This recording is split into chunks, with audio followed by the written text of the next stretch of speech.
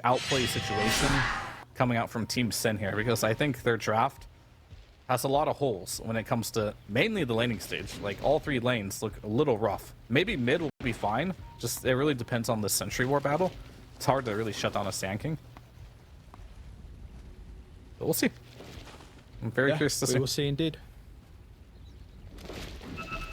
See if Heroic as well go for the level 1 smoke or not. Margot's going to pop a pretty aggressive ward on the other side. Be a late smoke for Heroic. Yeah, I mean, that ward in Radiant that they're just walking by now is placed almost every single game, even in pubs. So you kind of have to smoke past there. It's a bit creative because it's only a 3-man smoke. Enigma, he doesn't want to do anything but block his wave. Got some items out for scouting, but might just be a 2-2 trade here. Oh, he used an observer instead of a sentry to block the ancients? Okay. I was going to block the other one as well. Alright.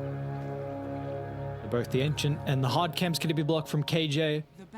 Yeah, I guess when you play against Sand King, you want to not allow him to have that.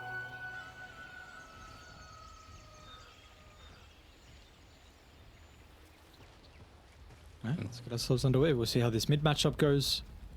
And importantly, how the side lanes, what they're going to be able to do to slow down the Enigma. You're saying this is looking like a pretty free game, at least free lane for the Enigma. Has the drums currently queued up from Whisper. Yeah. See if it would be that Helm of the Overlord. And I mentioned pipe in the drop because the Sand King Warlock, can he fit it in this build, or is it a bit difficult if you go like drums, Helm of the Overlord, and then you kind of want the other items as well? You can, for sure. But, I mean, the most common Enigma build is just picking up Helm, or sorry, drums, sorry, and then into the pipe. But I think you could also fit a Helm Dom if you want to, but completely unnecessary, I think.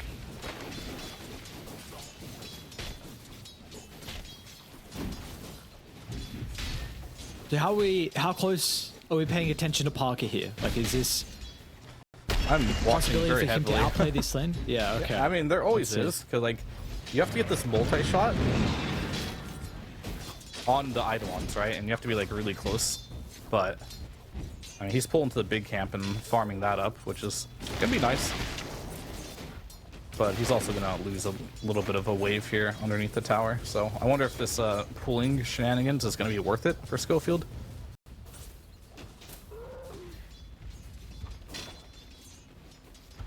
We'll just have to see. I think he went Avalanche level 1 too, so I think he's going for that level 2 kind of outplay, hoping to get a toss with Avalanche. A lot of times will start with the tree grab and just out CS you, but I think he wants to play to kill. I don't know who's like favored in this, because Parker did get the big camp. Alright, so we got level 2. I mean, Parker is winning in EXP because of this exchange and pooling. Yeah, you got a bunch of Eidolons as well by the hard camp, so yeah. But the question really is going to be when Tiny gets level 2, level 3, that's when this lane will start to get a little more difficult. But either way, other lanes, how are we doing? Alright, mid lane's not so bad. It really is just a sentry battle. And it looks like Dark Mago did win that exchange. He just has a sentry down here. And I think there's not much you can do as a starter to really deal with this, but later on, that Corrosive Haze will be very annoying for a hero like Sand King, because Sandstorm now does have a delay, right? Before it goes off. It's not instant anymore.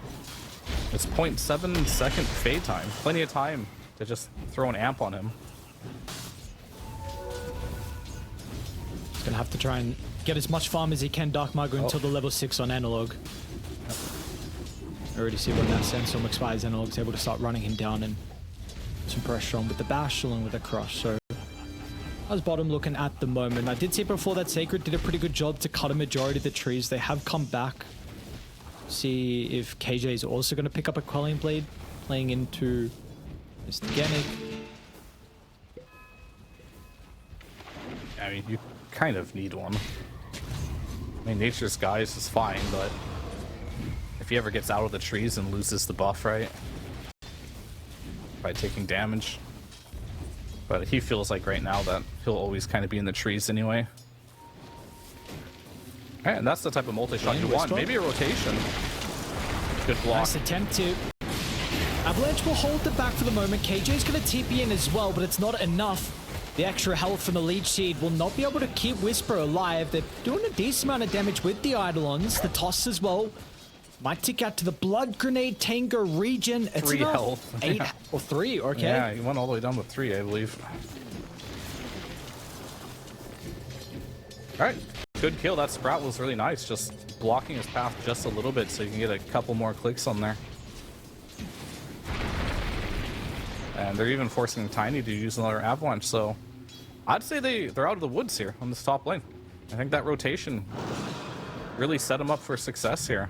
They got some good levels. Bottom as well, Yuma will be able to just get past Genic. Yeah, it was close. Then Age probably was almost able to catch up to the laner. But you got problems now with, like, I mean, KJ's staying top, so you really need to get something out of this Dream Protector here. I mean, he might be able to just walk through, go through the portal.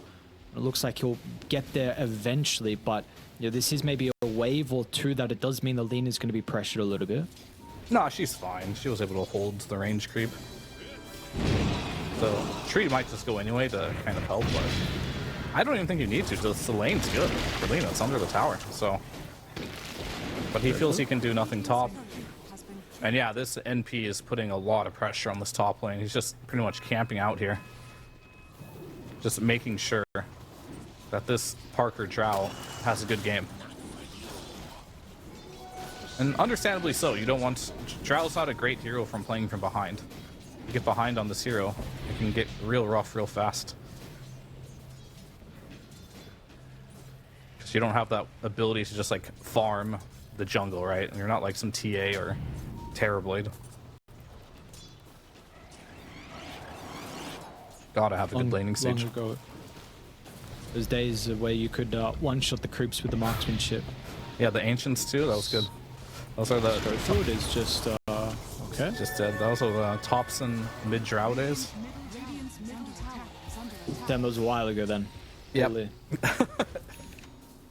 That one got patched out. It was a little OP. Yeah, that was a quick one. Wasn't in for long. This is one-shotting Ancients. Pretty good. Genic's gonna come through as well. Yuma's able to land a pretty good stun, and with the 2 points in lead seed, Yuma's okay. It's gonna come He'll have the assistance of Schofield, but they won't even help. We'll get the Avalanche at the last second, but the lead seed, this extra level from KJ, really seeing how much it's able to do. Yeah, it's looking good.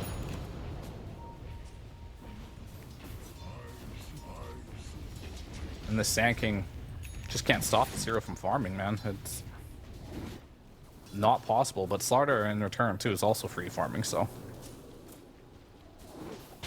Do you like the decision from KJ along with Schofield to go back through the portal to try and pressure top? Because they had like 15 seconds until the Wisdom up was down bottom. Would you have liked them to go for the Wisdom instead, or maybe feeling like maybe some supports are going to rotate and Parker would be left alone? Yeah, I mean, it's just risky, right? If Sand King TPs with that B, they're kind of in like a really bad spot. So I think when you play versus MP2, if you go there, he's just going to TP to yours. So generally speaking, it's better just be a bit more defensive. Sure. And I think they're waiting for this Enigma to get level 6. Parker already level 6 here. The multi-shot will be used. But I think they're a little reluctant to go on top lane because Genic is just every single time, right? Just showed up.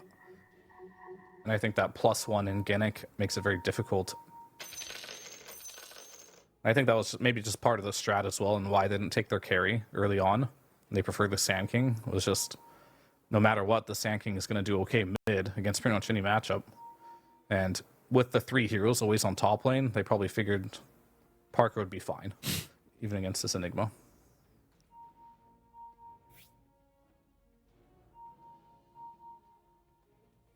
I don't know what they're saying. I think something about tip. Whisper saying he likes a tip, but I don't know what the last word is. It's okay. It's probably better you don't. Okay. Do you know? Is that why I should know? I don't know what it is, but I hear it a lot, so... Oh, you do? Okay. All right. I won't say that. Okay, we're gonna be back underway. Top lane. I'm gonna try tipping Dark Market. This time, Sprout's a little bit off the mark. And Schofield might be okay. They get the slow, but he also is able to find a way to get some separation. Dark Market, phase boots and windlace is pretty speedy, but it's just himself, and that's gonna be a pretty hard kill into Schofield. It'll take too long. We'll get the bounty. It's fine. They go on top though. Parker, you went through the portal. They blow a black hole as well, because why not? If the Warlock's going to step in range, Whisper's happy with the first black hole, netting themselves 2 kills in a possible tower as well. Yuma is off to a flying start. Top net worth by a long shot. Very good.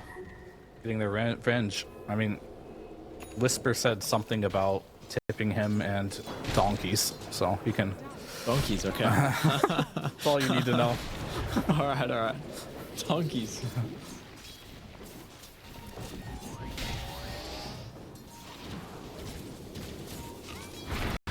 I could TP it back to top, and Schofield was okay. I seem to get called out a lot in pubs. I haven't decided if that's a good or bad thing, you know? I think it's probably not a good thing. I would say being called a donkey is maybe... I would rather be called something else. I'm an optimist, you know? Oh, yeah, I don't know. Billy, you might be being a bit naive, but that's okay. It's a big stack for Dark Margot.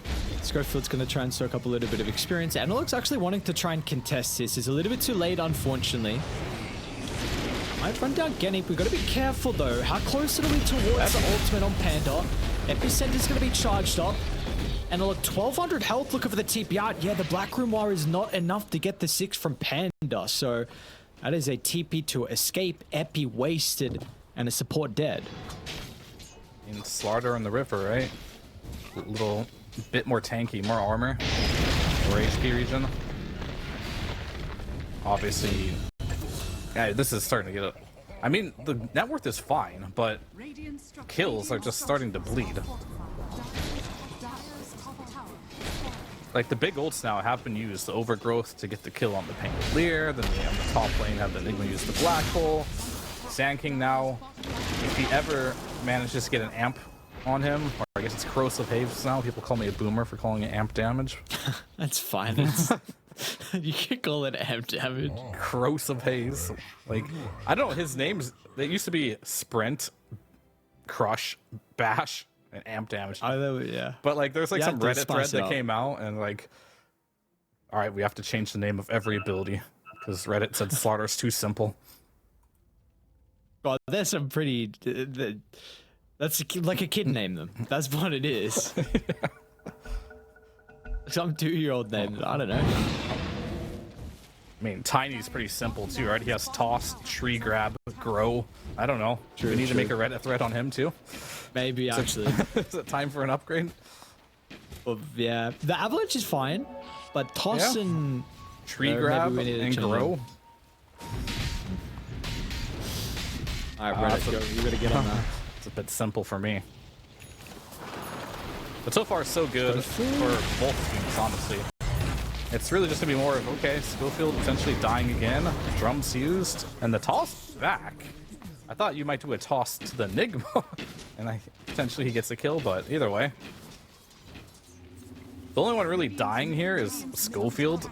He has every single death for Heroic, but that doesn't really mean much to me because Schofield, he always does this, you know? Like, his playstyle is just so aggressive that he ends up usually making a lot of space with his deaths. Like, I'm not gonna say that one made space or anything, but yeah, all 3 deaths here. Oh, we're not counting Whispers? Oh, he does have a death. Yeah, that was first blood. Sorry, I'm a biased caster. We like Whisper too much. Yeah. Okay, so yeah, you were mentioning you bleed a couple kills, but the net worth is really not showing that. I mean, the Sand King's getting a bunch of stacks inside the jungle. I think he just farmed the Ancients as well. I didn't see how many stacks were there, but this is Blink Dagger completed. Parker as well. I mean, you didn't slow the Enigma down. Enigma had a good lane, but do you think Parker had a better lane than what you were expecting? I mean, for sure, they did use a lot of heroes to secure it, right? Which made it so Yuma also had a free game. So that came with a cost. However, the net worth I find a little bit skewed just because Sand this hero just automatically farms quickly, and I think this hero, I'm gonna say, I don't think this hero does a lot right now, but maybe he can prove me wrong. Blink is online. You saw the first step. Sacred. They're starting to smoke to bottom, but they're gonna be a little bit too late. They were anticipating this. Maybe the bonus, and he's got the Lotus as well, but it's not needed. Nice response. They bring everyone. Sacred gets the shield crash off for the last second, and that was vital to keep him alive and buy some time for the boys to help. Yeah, that was real close. Like, one hit from Lina away. The shield crash into roll kept him alive, which allowed reinforcements to come. And great job by the team there. The rock was absolutely critical there. Parker decides to join up too to secure the tower. So first move of the game, I'm going to say here. Looking strong for Team Sen.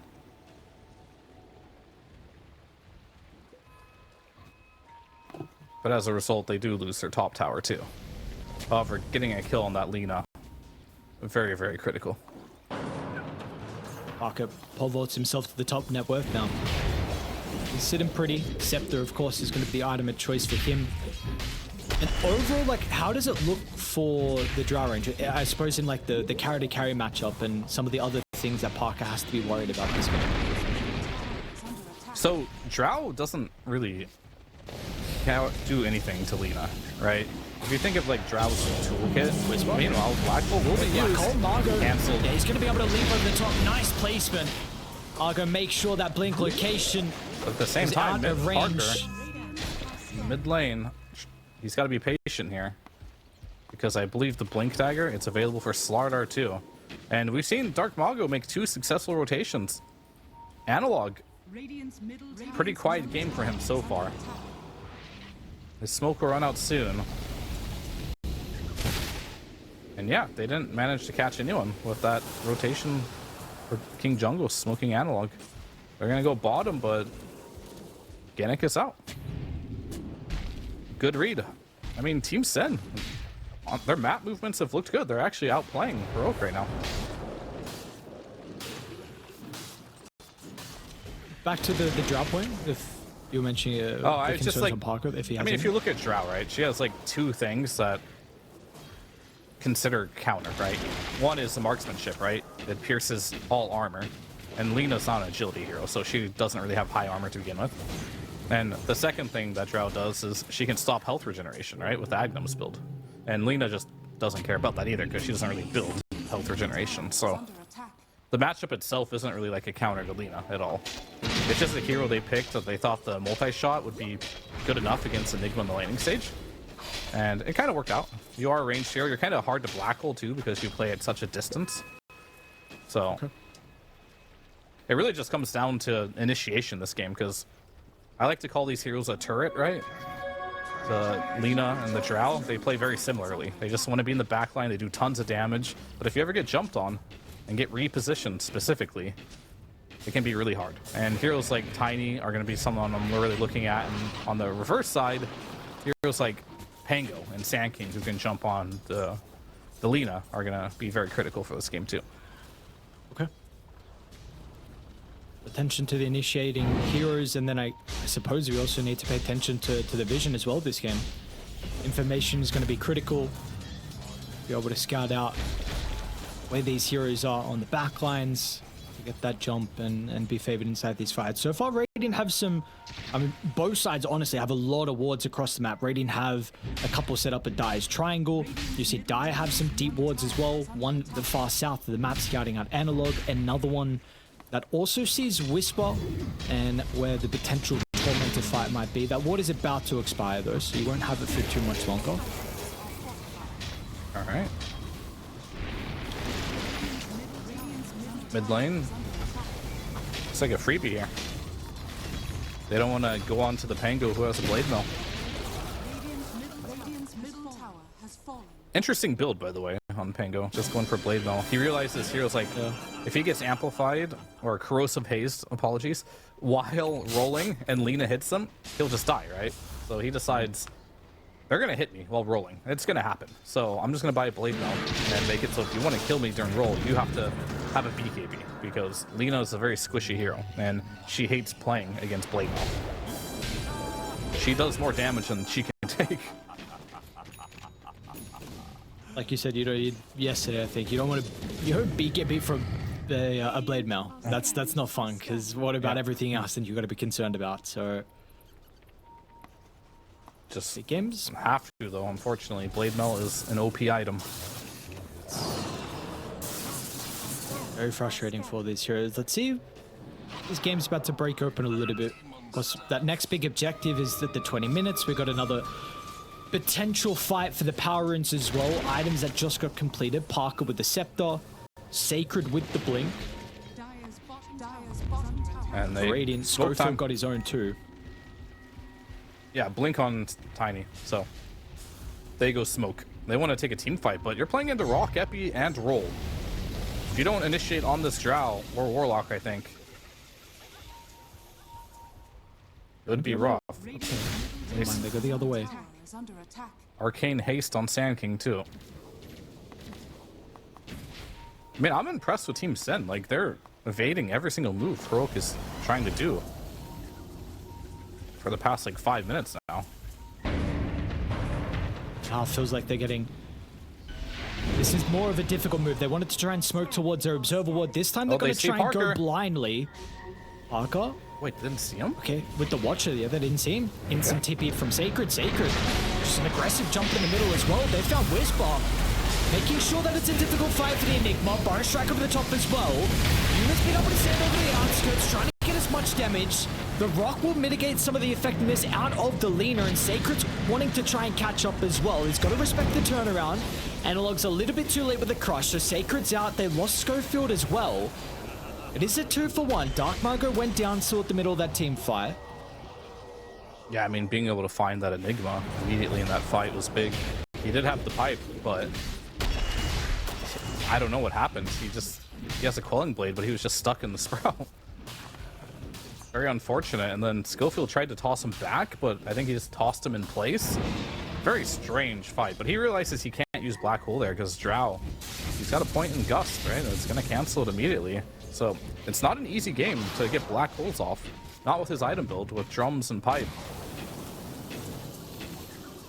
We're going to have to find a potentially different angle, but that's not the fight they really wanted. They wanted to catch them with the smoke, but unfortunately they didn't kill him, and he got caught in a spot where he did not want to be there. So yet again, I mean, the gold lead's still very close, but it just feels Team Sen is just slightly outplaying them every step of the way here. But they're going to set up for the Tormentor with Slardar. Should be easy peasy. And a little bit. And it goes to King Jungle. So now you get the Nature Skies invisibility. So, and the root. So now he can kind of play on the map here and catch out heroes. Might come into play. They are setting up for Roche though, Dire. Yeah, I mean, you can contest this, potentially. And he's just... what are they doing? The first guy got tossed. He's like, that looks fun. I mean, I wonder if that'll come into play. Nah, they're just giving it. They don't care. I feel like these are fights you probably should want to take, but maybe Analog just made the call. He needs BKB, which honestly it is true. He does need a BKB, but the next fight you do take,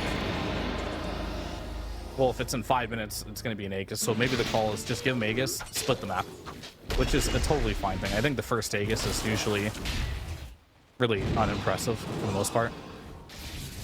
You can kind of just like split push and evade them for 5 minutes. Not a big deal. But the second Roche and the third Roche starts dropping some goodies, you know. You start getting the banner and cheeses, eventually refresher shards.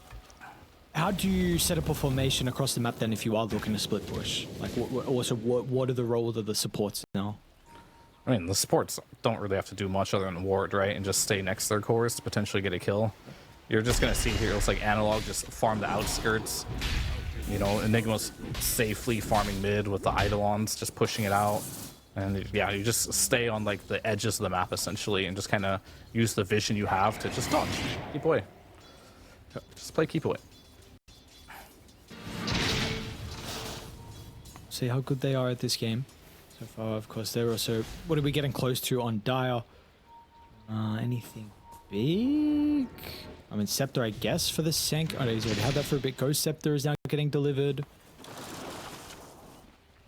I mean, nothing too crazy.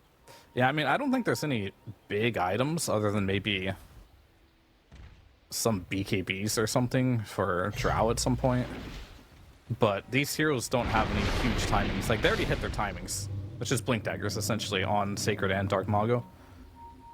Like, Warlock and NP don't really have a huge timing as far as item goes. They usually just do this. He went Blade Mill, too. This ball. Roll. They get jump with the Rolling Thunder. Yeah. Oh, so much damage with the Smashdown. No one else was standing nearby to offer a turnaround, a counter initiation. This is a BKB now finally completed from Analog, but you know, with the death at the front of the T2 tower, this is probably the objective going down. They do have Glyph though. We'll see. I need to go back to hating on Slardar. You do? Okay. Yeah, I mean, every time I see this hero, he's so useless. But, like, you have this dream, right? Like, oh, it's good versus Sand King. Should win the lane. Didn't win the lane. He hasn't done anything this game. And I'm not saying it's his fault, but this hero doesn't do much. You know? I feel like Slardar, he's 1-0-1 this game. He got, like, 1 kill early on, but you farm slow. You don't really have any wave push. Your scaling's good if you have farm, but they took away the bash, right? That does extra damage to creeps, so you farm slow. I don't know when Analog is going to come online in this game. Maybe it's soon. But for now, yeah, I'm really unimpressed on what Slardar's been able to do this game compared to like if they had an Ember or something. Because I thought, yeah, like wouldn't just the whole purpose of the Slardar just to be to crush Sand King? It didn't really happen. Oh, it didn't at all. Dark Mago was able to get out of the lane very easily. Helps when he had a bunch of stacks as well and got a little bit more net worth. Now, we will see these next couple of fights for Slardar are massive. You know, if you lose these fights, sure, unfortunately, then this game looks even more difficult. But with this BKB, we could see that could help him inside the team fight, which they are trying to force 4-man smoke before the Enigma. First point of contact's going to be Panda. There's the jump in, the quick kill. Warlock's gone. Now, Analog's going to try and keep up to Parker as well. They'll get the first stun. They're going to divert their attention. Nice toss back into the LSA. The combo's perfect from Schofield. Can they help Whisper get into the middle of the team fight as well? And here at Epicenter charge up with a quick BKB from Yuma. That's going to be able to protect him for the damage. Panda off the back of the buyback. It's not going to matter though. They've lost the drought. Yuma's fine. The 9-second BKB tossing him over the right side. Schofield in this team fight gets the initiation, keeps Yuma alive. And he did end up dying, but Analog, he can now look to assist inside the river. Yuma takes a lot of damage to the blade mail. Yuma wasn't expecting this, but the Anthem damage, he's in danger now. Roll up, Sacred still got the jump over the top. It was looking ever so good, but Heroic go a little bit too far. A couple of buybacks were required from Dire. We're gonna get one out of KJ as well. Are they now gonna try and turn it back around? Be cautious, don't overstep, don't get too zealous here, and that'll be the case. KJ off the buyback, instant death, dominating for Sacred.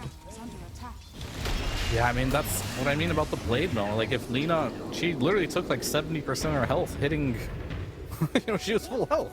Then she decided to hit Ginniku at a Blade Mill to TD, and then all of a sudden, she has like 20% health left, and Sand King just comes and cleans her up. It's rough out there. I mean, she probably just thought, it's fine. I'm just going to kill him real quick and go back. But unfortunately, the Lina dying there means they couldn't keep advancing. Blade Mill proving to be a very powerful item in this game. Who would have thought? Indeed.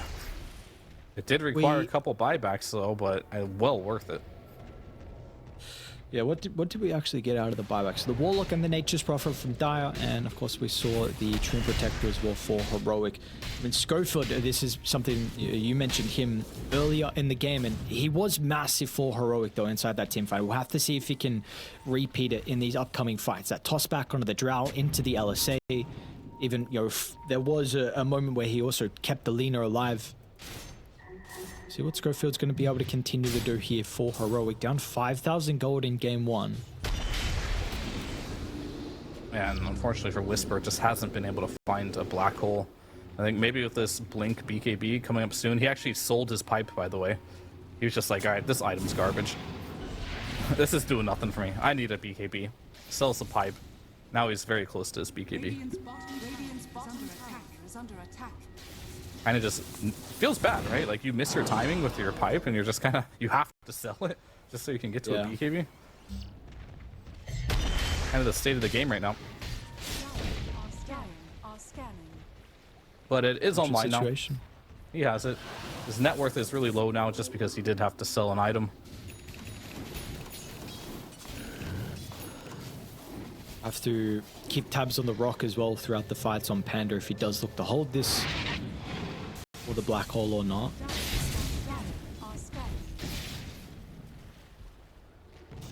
That option, you got Bash also queued up from Sacred, so yeah, that's like the one of the counters to the Enigma, right?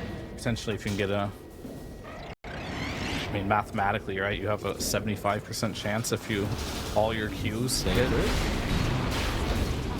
Both the initiation heroes analogs combined together for the kill. Yeah, there we go. That's a nice streak as well. 4 times. So he's going Nullifier next item. Okay. This he want Nullifier for. I mean, you can on the Sand King. Yeah, the Ghost Scepter on Sand King is nice, and doesn't really work for his pike. I mean, it works in the sense that if you try force staffing yourself. Toss back. This time there's a T1 tower, and Genic is pretty tanky as well. You don't have that burst from Analog. And we're gonna see the respect. Try and come through the portal, maybe baiting a further fight. Everyone anticipating that Yuma wasn't there, but he could have booted traveled. Actually, it was on cooldown. Never mind. Yeah, but yeah, if you're nullified on like Drow, right? If you click your force off an enemy and push him away, you'll still go max distance, both of you. You just can't force yourself, so doesn't really counter it, right? You just have to realize that you're nullified. You just have to push someone back, which is typically what you want to do anyway with Drow, right? To get those free hits. But I think it's mainly just for the Ghost Scepter on Sand King. You can also purge off the shield crash as well, which is very nice. You can purge off Solar Crest and Shadow Word from the Warlock. So there's definitely some uses, but I think it's mainly just so we can solo kill Sand King. We'll see, because Dark Margaret doesn't have the highest armor at all. The Ghost Scepter is, this is what you're relying on defensively to try and keep you alive. Level 20 for him, so more damage out of the epicenter. He's actually highest level this game, Dark Margo. Yeah, he's farming a lot. He's getting his levels, getting the kills. I think level 20 on Slaughter is going to be huge too, because the crush damage that you get, I think with a shard, will allow you to one-shot creep waves. Will really increase your farming speed. Sprinting around the map, one-shotting waves feels really good. Okay. How do we feel about this game? I'm at 3,000 net worth lead, where maybe hold that because Dai will. In my eyes, it's completely smoke. Even. It's really about just who gets the better initiation. That's all this game is. Okay. And I think the team that does initiate better, and more specifically gets on the Lina or Drow. I think for Heroic's case, it's not only just the Lina, it's the Enigma, right? If you can get on Lina or Enigma, you win the fight. If you get on Drow, you win the fight. Those are pretty much the conditions for team fighting this game. Okay.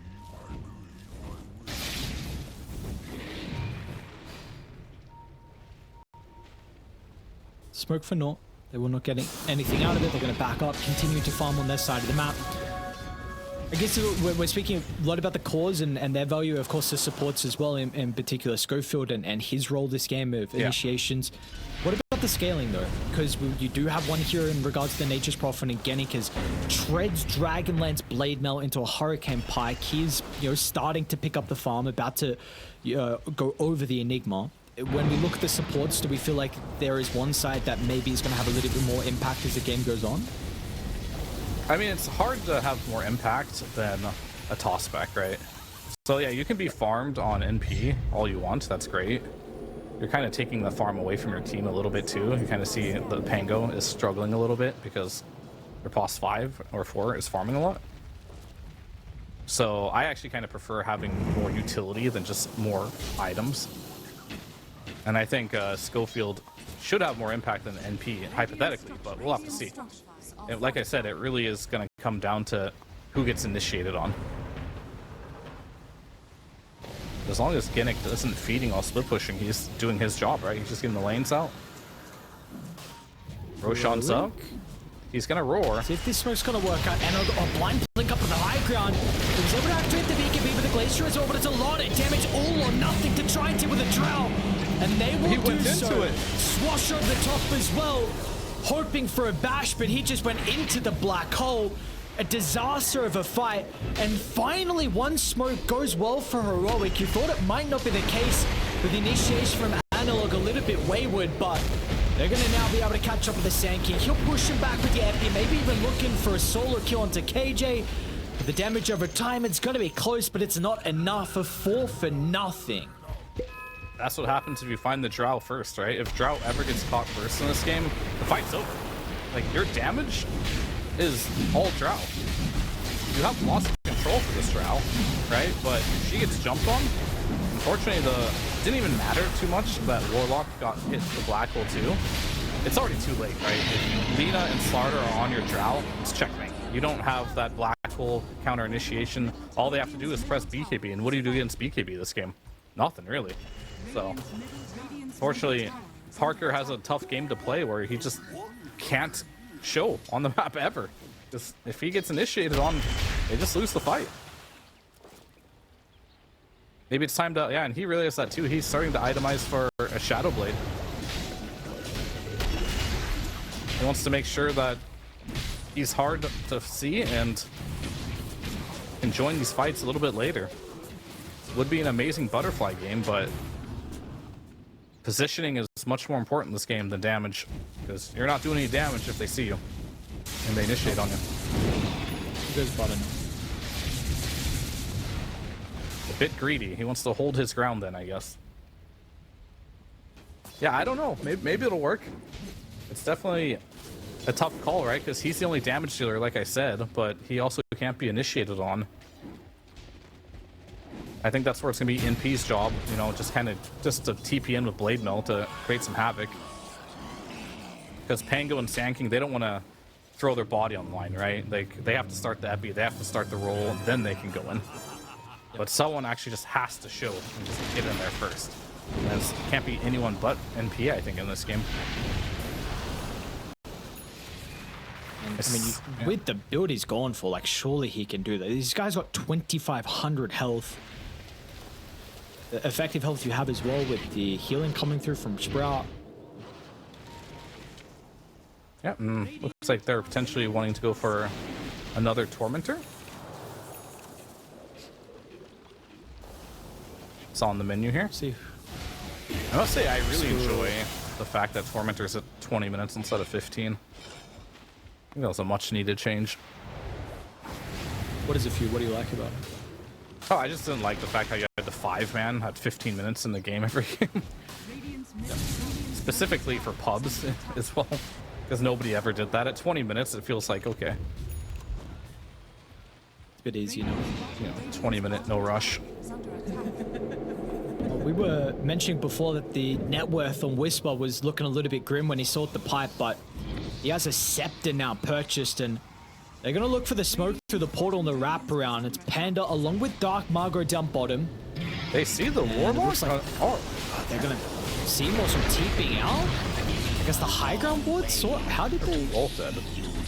They are both dead. I don't know how we saw the Sand King TPing, but Panda, like he said, is also gone. So another smoke. The early game smokes for Heroic are not working. Dai were doing a very good job at reading these and moving away, putting themselves in a position where they were not in danger. But these are back-to-back smokes where Heroic have been getting something out of them.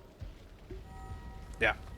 I mean, it's just gotten to the point of the game where it feels a little difficult to play.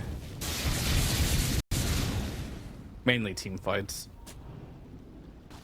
It's like Sand King and Pango are countered by BKB, right? But if there's no item that protects you this game, because BKB does what? Like, you're playing versus Enigma, Slardar, Treant Protector. Like, you can't just press BKB and attack. gonna have to find some way to initiate chain stun. But as I mentioned, like, if Heroic don't show on the map, who's gonna like go into those high grounds, right? Blindly. Has to be NP, but that's kind of telegraphed. You can see him TPing in. You can't just blink in there and give you vision. So it's just really tough right now for Team Sin to force a fight if they want to.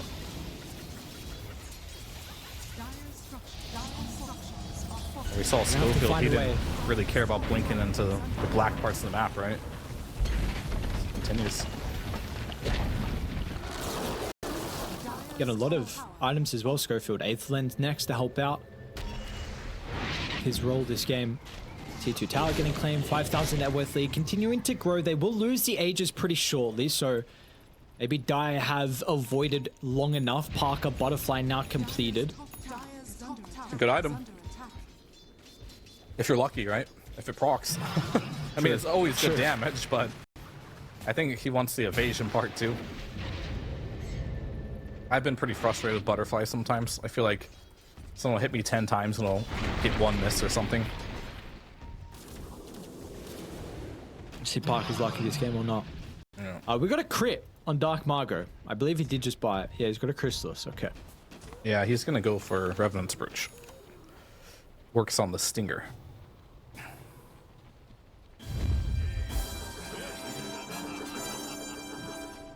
See how he's going to be able to perform. They will smoke, so Age is down. Gonna go. They haven't been aggressive for a little while. And they do not have any deep wards to smoke to. Radiant kind of huddling together. Bottom T2 tower. Whispers also inside the base. Alright, let's see what they can do here. Yet again, it's all about initiation, but I think the best... You can't really go high grounds, right? Blindly. That's why you have to play around vision. I think Heroic knows that too. Whereas Heroic, they can go blindly up hills, right? Like Sar, Tiny, they can just blink, press BKB, and then you have to run. Where you have to see the hero first for Team Sin here, and then go. And that's why you see them all huddled up around the vision here. But Heroic,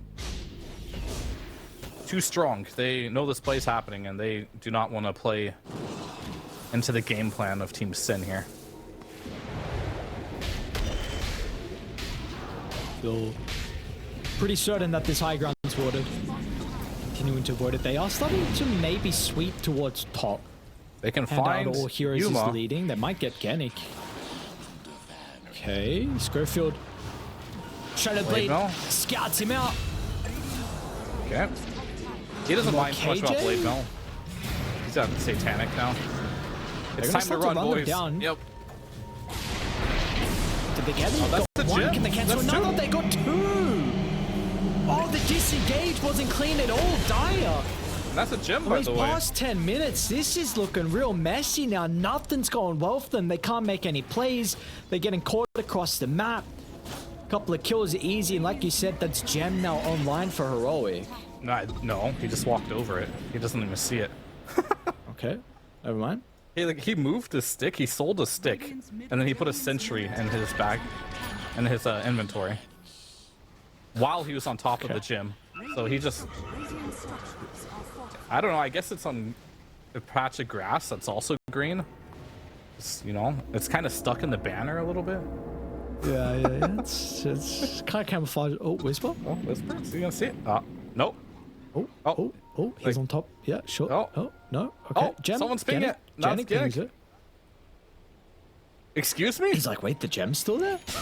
No way. Is he actually gonna fly the courier out and get it? Dark Margot? We're What's he clueless. doing here? I don't know. Yeah, we're looking at gems, but people are dying as well. He's 80 seconds, no buyback. They're crumbling. Parker. Crush is there. KJ not offering to try and go in with the overgrowth. Will pay some respect. The rest of the team were a little bit too far away to be able to connect with that opening.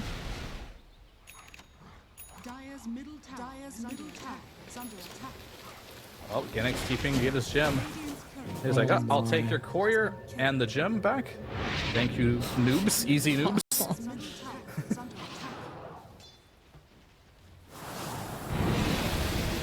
Either way, doesn't matter too much. Still a commanding lead for Heroic here. But it's always funny when there's like that small thing just sitting there and nobody notices. These are pro players, by the way. Pro players. They make some mistakes too. Yeah. You're gonna really hope that Heroic, I don't know, slip up somewhere, because they have not really for the mid to late game. Mistakes. It's been Tide that have been making a couple too many, unfortunately, and this is why this league continuing to grow. 11,000 probability from Dota Plus is saying 59%, so I still thinks it's pretty even. Daedalus online now, so all damage from Parker.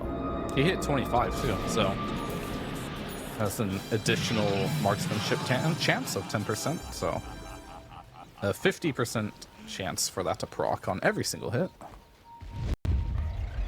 They see Yuma running to the mid lane. Yeah, they're running Starting to set up, but I think maybe Genny... Did they see him TP? He has travels too, so he's actually back with his team now. Into a smoke. Oh no! The jump being Sacred inside the river as well. Tries to get away with the roll-up. It's not going to be enough. Parker's going to stand his ground, but the Black Hole might clip Parker as well. He's going to run down the glacier, but Yuma's winning the man fight.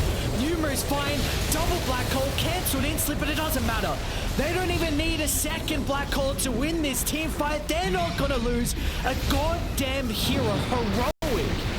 They are just not slipping up. The early game was a little bit dicey, a little bit shaky, but ever since then, no mistakes. Yeah, the ease of execution here for the team fighting. Like, you got to a point where this Enigma, he's got an Aghanom's Refresher, he's farmed. You saw Parker wanting to disengage a little. We got a replay here. Like, see? You just jump on the Pango. You use everything to try and save him, but it doesn't really work, and then you cancel the Epicenter coming in. You get the Warlock as well. You want to use your second Black Hole, which you did. Unfortunately, got canceled by the rock dropping, but doesn't really matter. What really matters in that fight is the fact that Yuma is able to man fight, and you kind of get your answer who's like stronger 1v1 late game. Yeah, this Lina in a 1v1 versus Drow, she doesn't have much armor to play with that you're piercing. Like, it's not an agility here with like 40 plus armor, right? And low base health. Your Aghanim's, it can stop Satanic, but not while he's BKB'd, right? So this absolutely loses the man fight there. And not having the Epicenter, it hurt a lot. You had no Epicenter, you had no roll. Those are your initiation spells. Nowhere to be found. There's a Wind Waker on Schofield as well, so if you ever get the jump on Yuma, cool, there's your save. Yeah. Unfortunately, it just feels like the tools are too limited here for Team Sin to take these fights anymore.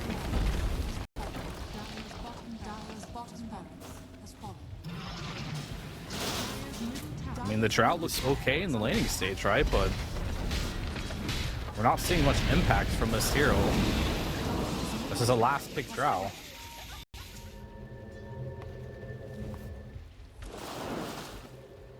TP out, Schofield.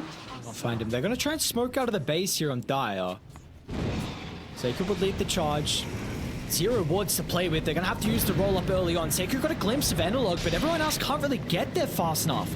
Yuma's quick. Analog's quick as well. They're actually just going to be able to turn it back around on him, because where is the team? They're back inside the base. Sacred didn't get the memo. He went way too far. Oh, what the crush on the... What? What is it timing? Yuma will still get blown up, and this is the first fight where Parker can finally set up a formation and get the damage out. Now, can they get Yuma on the respawn? Over on the left side, there's going to be a glimpse of Panda. Panda will drop. Yeah, we have two Black Holes now. I mean, Yuma could have turned that, but unfortunately he backpacked his BKB because he had Aegis, so...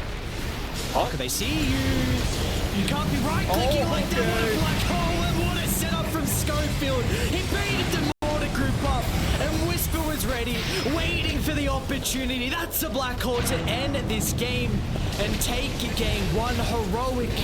Man, the mid to late game from them was just absolutely flawless. Yeah, I think we saw the difference between a team that was so laser fast on the Dawn. I don't see anyone ever get this. Walking along Celestial Hammer's fire gives you bonus move speed. Doesn't that sound garbage? Yeah, but yes. Yes, it does. Yes, But, it does. but he does have it nonetheless. I mean, there's a reason we don't see a lot of Dawn 5. The fast, the support fast, it doesn't sound great at all. And we're just talking about Sacred, right? Like, he's Grandmaster on these, like, Pangos and stuff. Initiator, Sacrificial. 30 seconds. It's playing terribly. This is a carry, by the way. Plays very much so the same in the offlane as it does the carry. Have they overcooked? Or can Parker, do what we've seen in the past from him? Feels like this is a free Morphling game. Well, I did say, right? I want to see everything around Parker. But they doubled my expectations of going all in Parker. 3v2 and they feel strong enough. Let's see if that's going to be the case. Whisper, careful there. Gets through the brambles pretty quick as well. Speedy man, but that's about to run out. And they've got a couple blood grenades and he should be dead, right? No, he's not. Yeah, well, okay. He's got hammer and 3. He's 100% dead. Okay, he's dead. Okay. Not gonna throw it. Throw the hammer, bro. He's dead. Or maybe, oh, this might be better actually. They don't want to get first blood. They just want to have him walk around. Yeah, he can't go to the lane anymore. See? Okay. So he's gonna kill himself. He's like, I gotta get to the lane. You don't want to kill me. Alright. I'll do it myself. Alright. Very interesting. The bot lane's a disaster. It was already gonna be bad, but like he lost the first wave. Yeah. Lock him off. Set him up for success.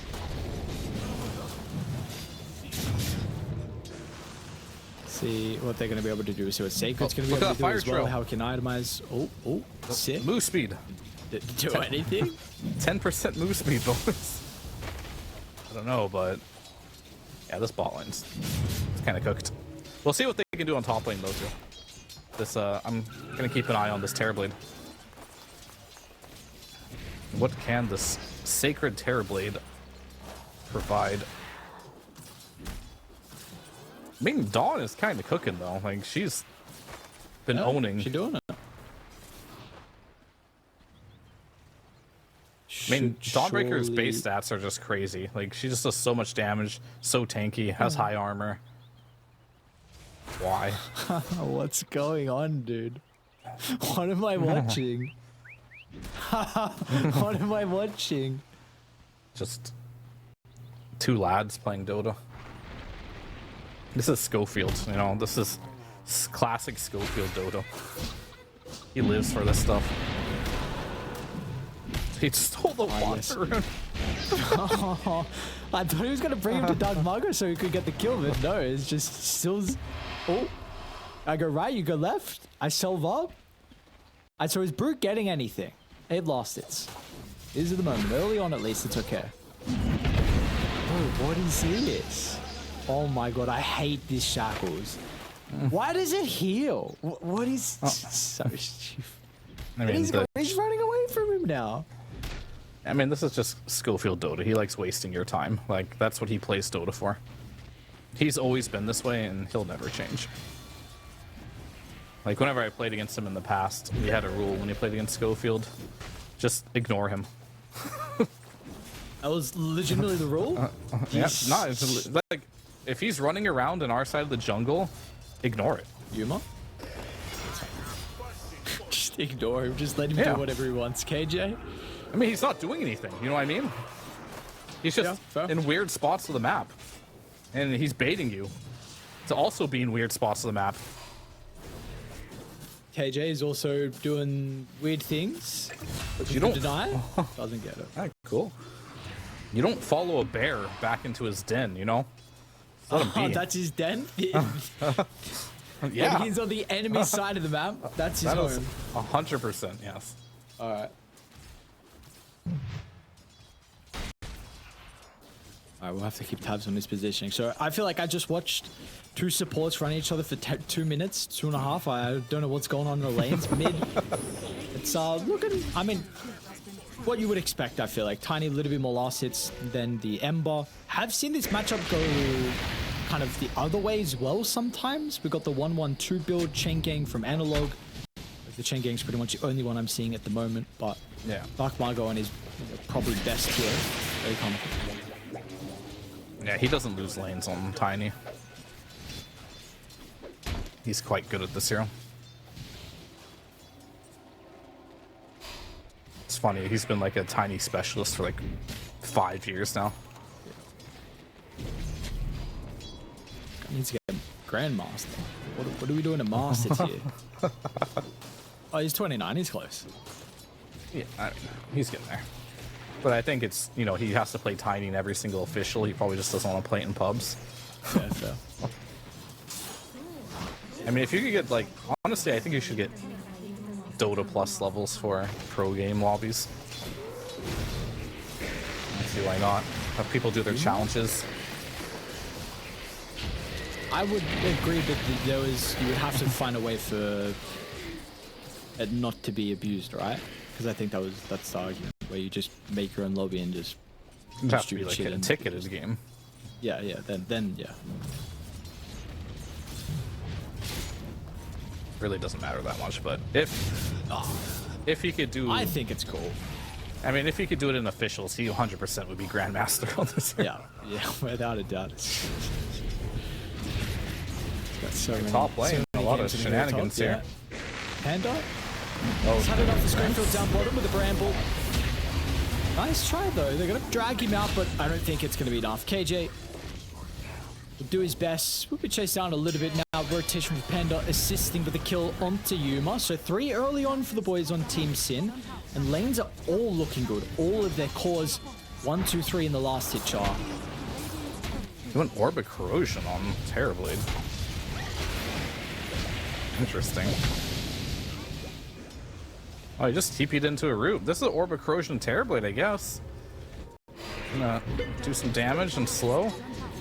Drinking buddies on King Jungles. He's able to get out. Sacred's actually going to run back to KJ. Mimble over the right side. Schofield is also on Genic. So it should be the first kill of the game. Shadow Realm's actually back up. The TP though, so he'll waste some time. Schofield's going to get it. He'll do the running under tower this time. Yep. He knows he's dead. Just wants to get back to lane. Death is a pretty awkward timing here for Team Sin actually. Analog's going to run on by and take the wisdom. Yeah, double wisdom, that's rough. I mean, if you look at their supports, you know, they're not having a good game. They're losing the wisdom on top of it. Whisper solo kill is pretty important for him. Alright. Yep. That's rough. These are 2 supports that really enjoy their levels. I mean, I think support Dawn, you want that ult, right? Like, pretty badly. But you spent 2 minutes running around chasing down the shaman. And now you don't even get a wisdom shrine, so... These supports, I think, are going to have to be given some space. But you've got a Morph carry and a Terrorblade offlane, you know? How much space is there to give? Maybe it's time for TB to hit the jungle. Orb of Corrosion Terrorblade. That's 1,000 gold item. I don't know about that one. Dark Margo. Out of mana. He's got an amp damage if you can pop the Soul Ring and turn with some of the spells, but the damage it's racked up too quickly. Sacred is running on over, but nothing he can really do as well. Everyone from Heroic wanting to show up. Yuma continuing to farm and not required from him with the Primal Split from Whisper. Getting some much needed kills for Heroic.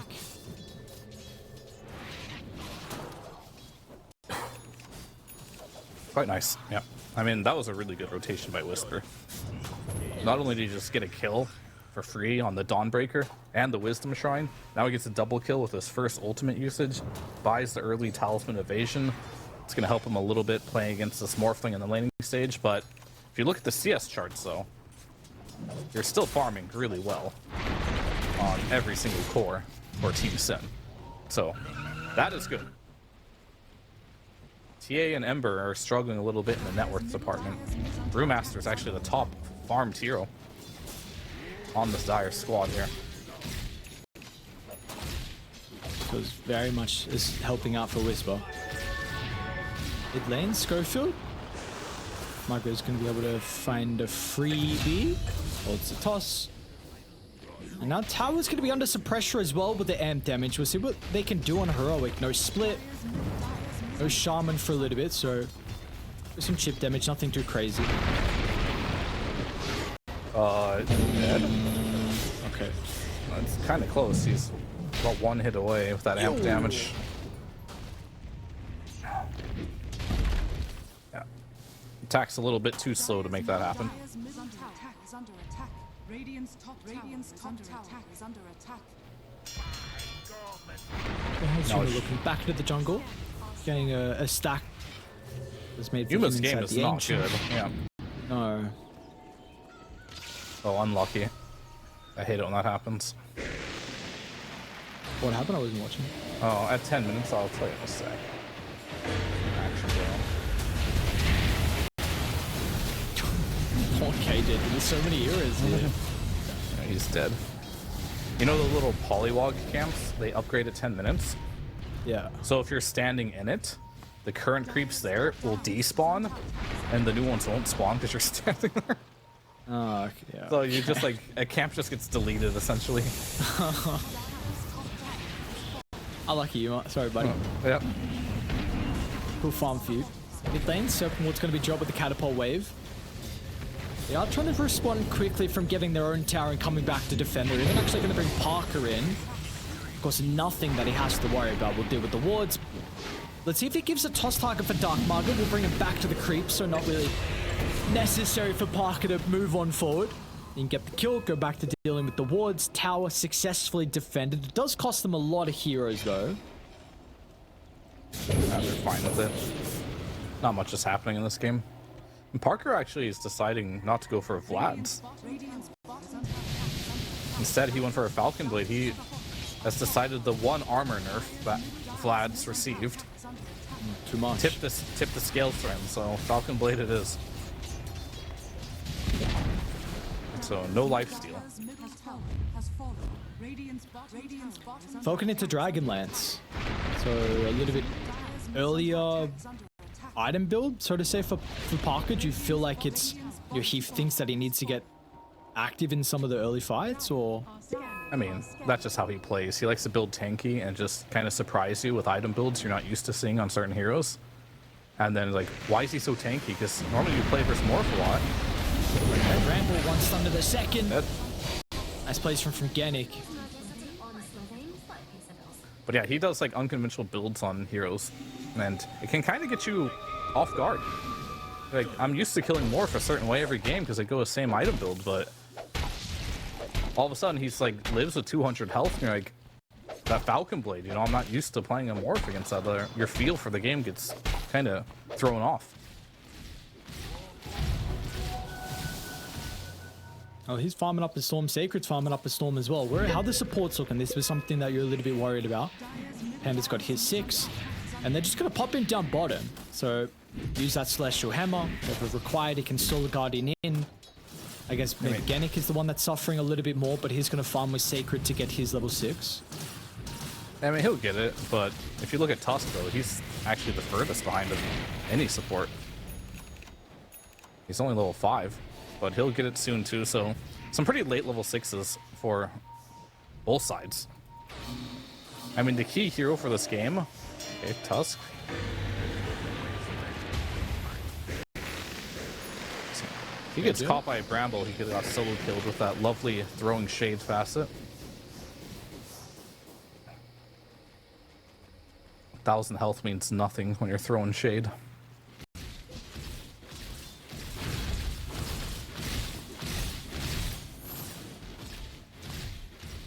Alright, Orchid has been picked up for TB into a smoke. I mean, pretty good Orchid game. You're playing versus Brewmaster, you're playing versus Ember Spirit. These heroes do not like to get silenced, and of course the supports don't like it either. But I think the big one will be Ember. They can manage to catch him here.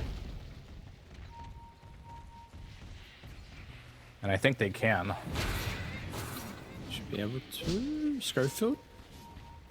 Oh. Here comes the Dark Margot. We will try and go for the Ember. Nicely done from KJ. Drinking Buddy dragged back into the Snowball. Now, do they want to take the team fight, however? And all it's going to try and get some separation over to the right side. Meanwhile, there's another fight that's breaking out as well. Brew and Schofield were trying to deal with Panda. They brought him down low enough, not enough to be able to get the kill, but the split, a little bit awkward. So they protect their high ground. Yuma's able to farm the stack. Do they want to go back in on Radiant? They'll smoke up even into the split on Heroic.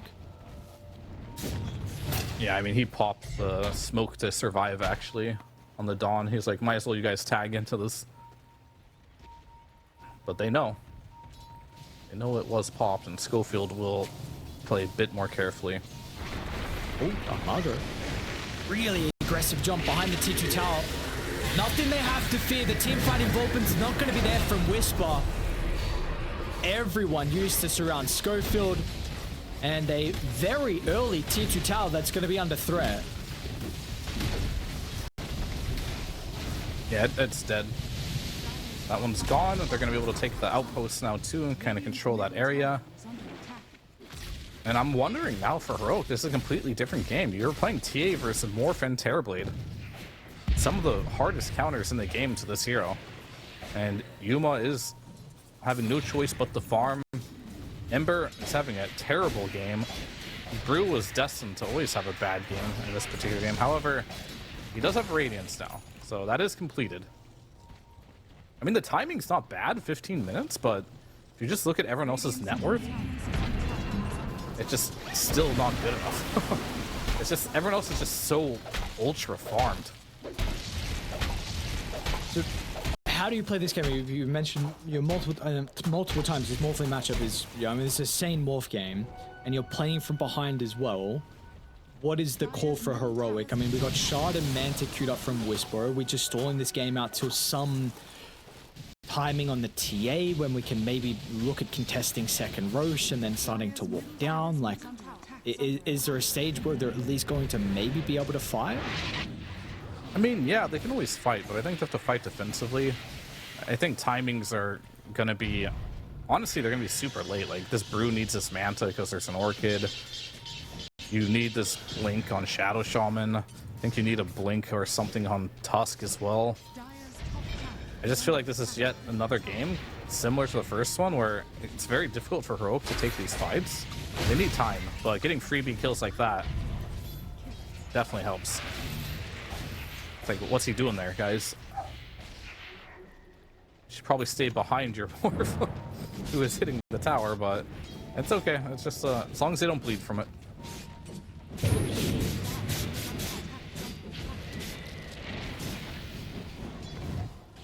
Yeah, Dark Mago, Tiny. It's been the star of this show. It feels like whenever he plays this hero, there's just space on the map. Like, he's making up for the fact that they have a Terrorblade and a Morphling, right? His rotations, as well as Gimmick and Whisper, probably gonna have to ulti here, but no, Orchid's there. Another kill. This game's feeling hard for Rogue, I'm not gonna lie. Yeah. It looks rough. Your play options are very limited. This Orchid pickup, I'm glad he went for it. He had Yasha queued up and then changed his mind. Morph is actually going for an early Shard. Reduces the mana cost per second. Don't really think you need the... I mean, while stunned. I guess if you're shackled, he's worried about. Okay. I mean, you can't use it while Hex, but you can use it while shackled because Hex silences you. But yeah, I mean, looks like it. I guess if they shackle or Hex him and then shackle him, during that shackle, he'll be able to just turn it on. So. Cool, I guess. Only level 2 though on the attribute shift. Well, this map is starting to shrink at a pretty rapid rate. Heroic have to do something drastic, and maybe that's going to occur in the top lane, but it's close to the tier 1 tower, and it's not a quick and easy kill for them. And so they're going to have to get their cores out, unfortunately sack the life of Schofield. Yeah, I mean, Gimmick and Dark Mago are just running around the map with plenty of disables, making sure Heroic can go nowhere.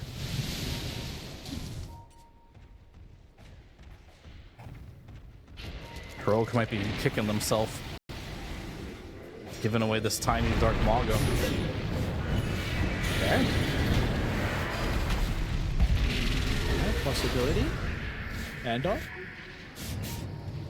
lot of spells used from Heroic there.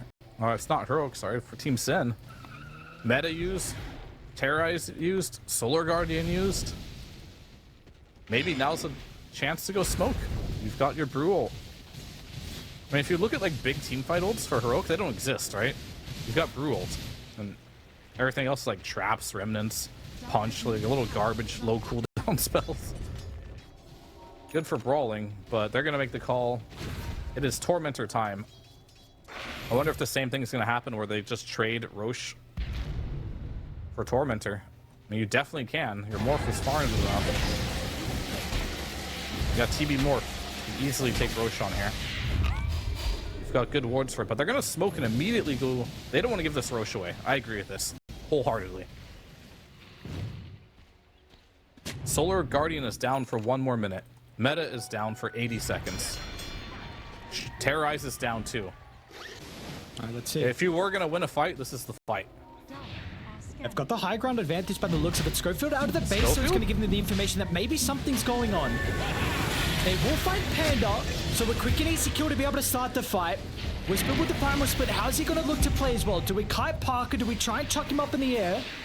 He's just standing his ground. Everyone else from Rainit, they've disengaged. They're making sure they don't put themselves in a position where Yuma can maybe look for the kill. That'll change now.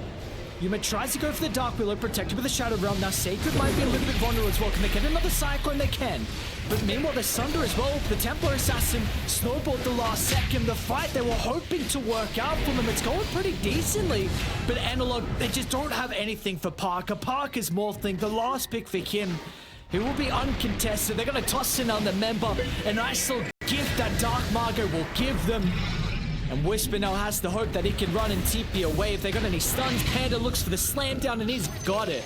Triple for Parker. They did their best to mess with him. Wanted to kite, cyclone him multiple times, but that unfortunately was not enough. A Hail Mary fight, what it felt like already at 21 minutes in. That was really weird. The Shadow Shaman just ran in and died immediately. Like, I feel like that could have been played a little bit better from Heroic. But, like, at this stage of the game, you know, they're starting to feel the network difference in Parker. And TA is starting to really feel the counter picks against her hero. Like, how is she supposed to man up against a Morphling and a TB? Like, she got sundered, Morph turned into the TA, got the refraction and the meld on her. You can do absolutely 0 damage to these heroes. Tiny's too tanky. It's hard. Your supports, they're meant to control and lock down heroes in this game, but unable to do so. And no team fight other than this Brew split. And we saw that Brew split, right? He popped it and just ran in circles, essentially. Was hitting absolutely nobody. And that's just because the Shaman just died immediately in the fight. And the Tusk doesn't have a Blink Dagger. Tusk is dirt poor. He's got a crown and a fluffy hat. Yeah, that's what he's got. Tough game. I really wonder, like, maybe slight mistake on Schofield with the pathing that he ran down the stairs and everyone else went to the left. Awkward, for sure. You know, if he follows the team, like how different that's going to be. They also then were able to get like a 1-2 second read that the fight was going on before they found out as soon as Panda got jumped. You know, maybe that's the difference there, where they're able to have time to respond. But unfortunately, this now puts you in a pretty large deficit where Schofield's also going to be caught out by the looks. Nice hex. That was a super fast hex. Dark Minder's got haste.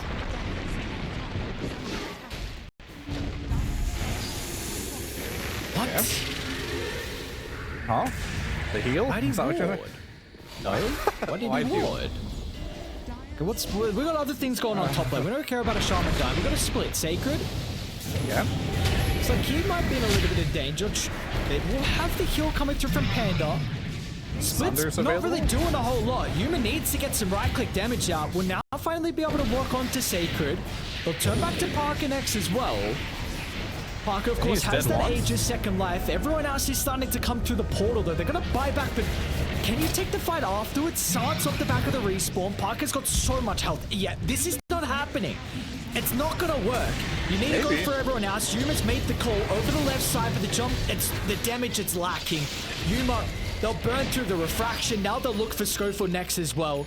I mean, the fight, it was cute. They tried to go for all the numbers from Radiant. They were doing stuff on the opposite side of the map, but Parker, it took them way too long to go through the first life. Yeah, I mean, it is a free morph game, and it doesn't hurt that. Honestly, this TB worked out well. I was afraid that the Dawn might not have impact. I was afraid that the TB might not be very comfortable for Sacred, but Sacred's looked really good on this TB, and Dawn, I mean, her impact is fine. All she had to do is apparently just chase Shaman around for 2.5 minutes in the jungle. Doesn't matter what hero you are if you're doing that, I guess. And then the Solar Guardians, they're helping. I mean, I don't think this Dawn's like crushing this game or anything, but the fact that it's not a liability is all they needed, right? Just so they could get this morph into the game. We see how much this morph is able to contribute to these fights. Nigh unkillable, especially after this butterfly purchase. Yeah, he's do whatever he wants on Parker. I do like how they exploited the fact that this first pick TA. Like, TA has not been able to do anything this game. Is this another game we're seeing Tier lose as well in the qualifiers? Yeah. I mean, the other games we did see it were, you know, kind of just skill diff games. Sure. But this one is definitely just a draft diff. So to answer the question, did they overcook? Nope. Looks like they did not. And they went for they went for exactly what I wanted to see. Like, give Parker the win condition. This is how you should play with this guy. He has proved time and time again that if you put him in a position where he can carry the game, he probably will deliver. Whisper's TP got cancelled. They're still gonna try it. Hex is out of the best Sacred. Nice. That one opportunity. It was the one hope that you were gonna get. Hex to stop the attribute shift. And Sacred is there in time. Whisper is making the long run from bottom back to mid with the TP cancelled. But it's going to be too late. Full set of barriers claimed. He'll split and run in. What a terrorizer to cut the team fight onto multiple members. They're continuing to get no value out of the Primal Split. Dark Margot, okay, you'll get one kill, but with the price, it's way too much to bear. The objectives continuing to fall. The economic damage is through the roof as well. 11,000 net worth lead for Radiant. Yeah, I mean, a little bit of miscommunication there. Parker was like full strength, right? He just wanted to get out, and Dark Mago was like time to initiate, but yeah. When you're at full strength on a morph, probably don't want to take the fight. So they just left him for dead. But it's fine, they got 4 barracks out of it. Definitely good, and Parker, I don't know, if he finishes the Satanic, how do you kill this guy?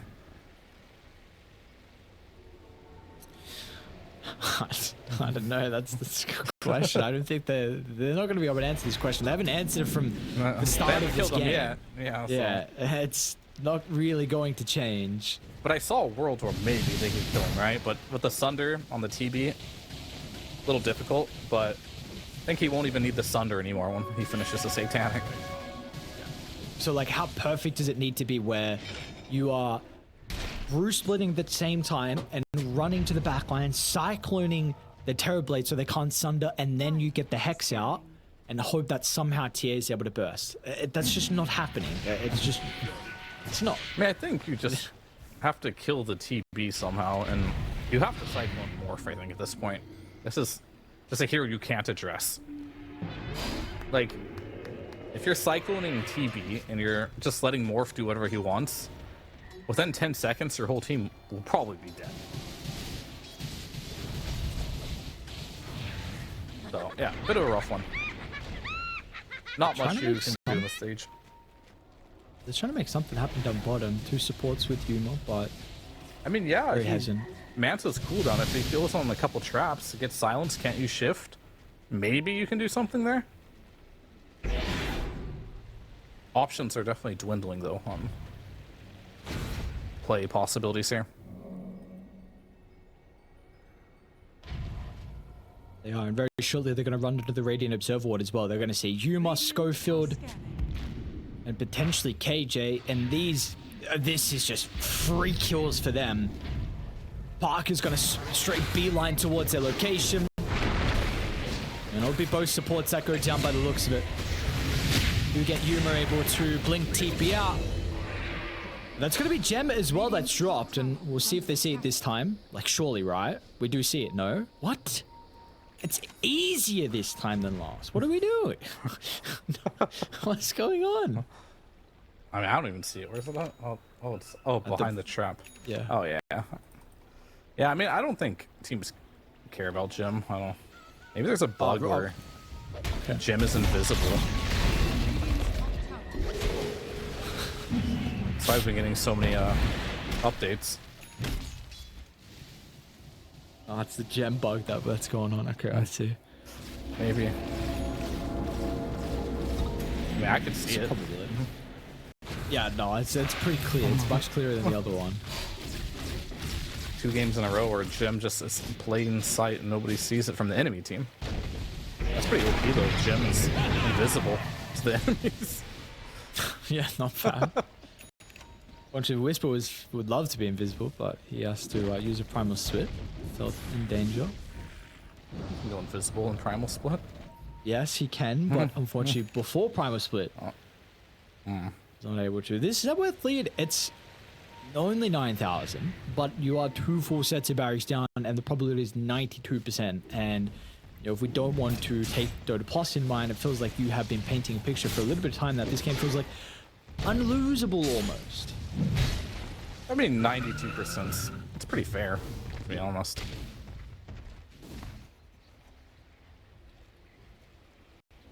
I'd say 95%, but you know, 92 is not that far off. Yeah, it's close. They're just gonna let him live, or what? Yeah, just let him live. What? Huh? Oh. Okay, yeah. And he keeps They don't farming care. away. I won't lie. That was unexpected. He was. Yeah, give him the voice line. Whoops. Oops. No, you finish him. No, you. Bro, this game feels so weird. Now, like, they're just completely cutting out. Of course, Heroic are not in a position to really be able to fight them at the moment. Their cores are farming, like, well, behind, of course, the Morphling, who is really the only big thing. Like, the net worth lead is the Morphling, which will be enough by the looks of it to take this game. Whisper gonna be able to manage out of the Bramble. Split is still caught up for the moment. Yuma looking for the damage onto Genic. Terrorizing the last second. He's not going to be able to get it. Yuma will go down. Wasn't able to kill off Genic before the saves, and the rest of the team was there. KJ as well. So all the farming they're doing across the map, unfortunately, still is not finding a way to deal with Parker's morph. Yeah, I mean, TA unfortunately has always kind of been a carry that isn't. It's not a hard carry, right? It is a tempo carry. Like, it's meant to win its lane. It's meant to control the map with the traps. It's meant to be annoying in that regard. It's meant to be ahead. The Zero is not good from behind. As you can see, can't even kill a support right now until it's kited to death. Squad? BKB, split, anything? I thought they were going to keep chasing. No, he's able to run away. Parker's just taking. This is about to be Megas. Yeah, this game is fight toast. I don't know what you can do. There's literally, look at these items, man. Like, it's almost 6 slotted. In like a dream game.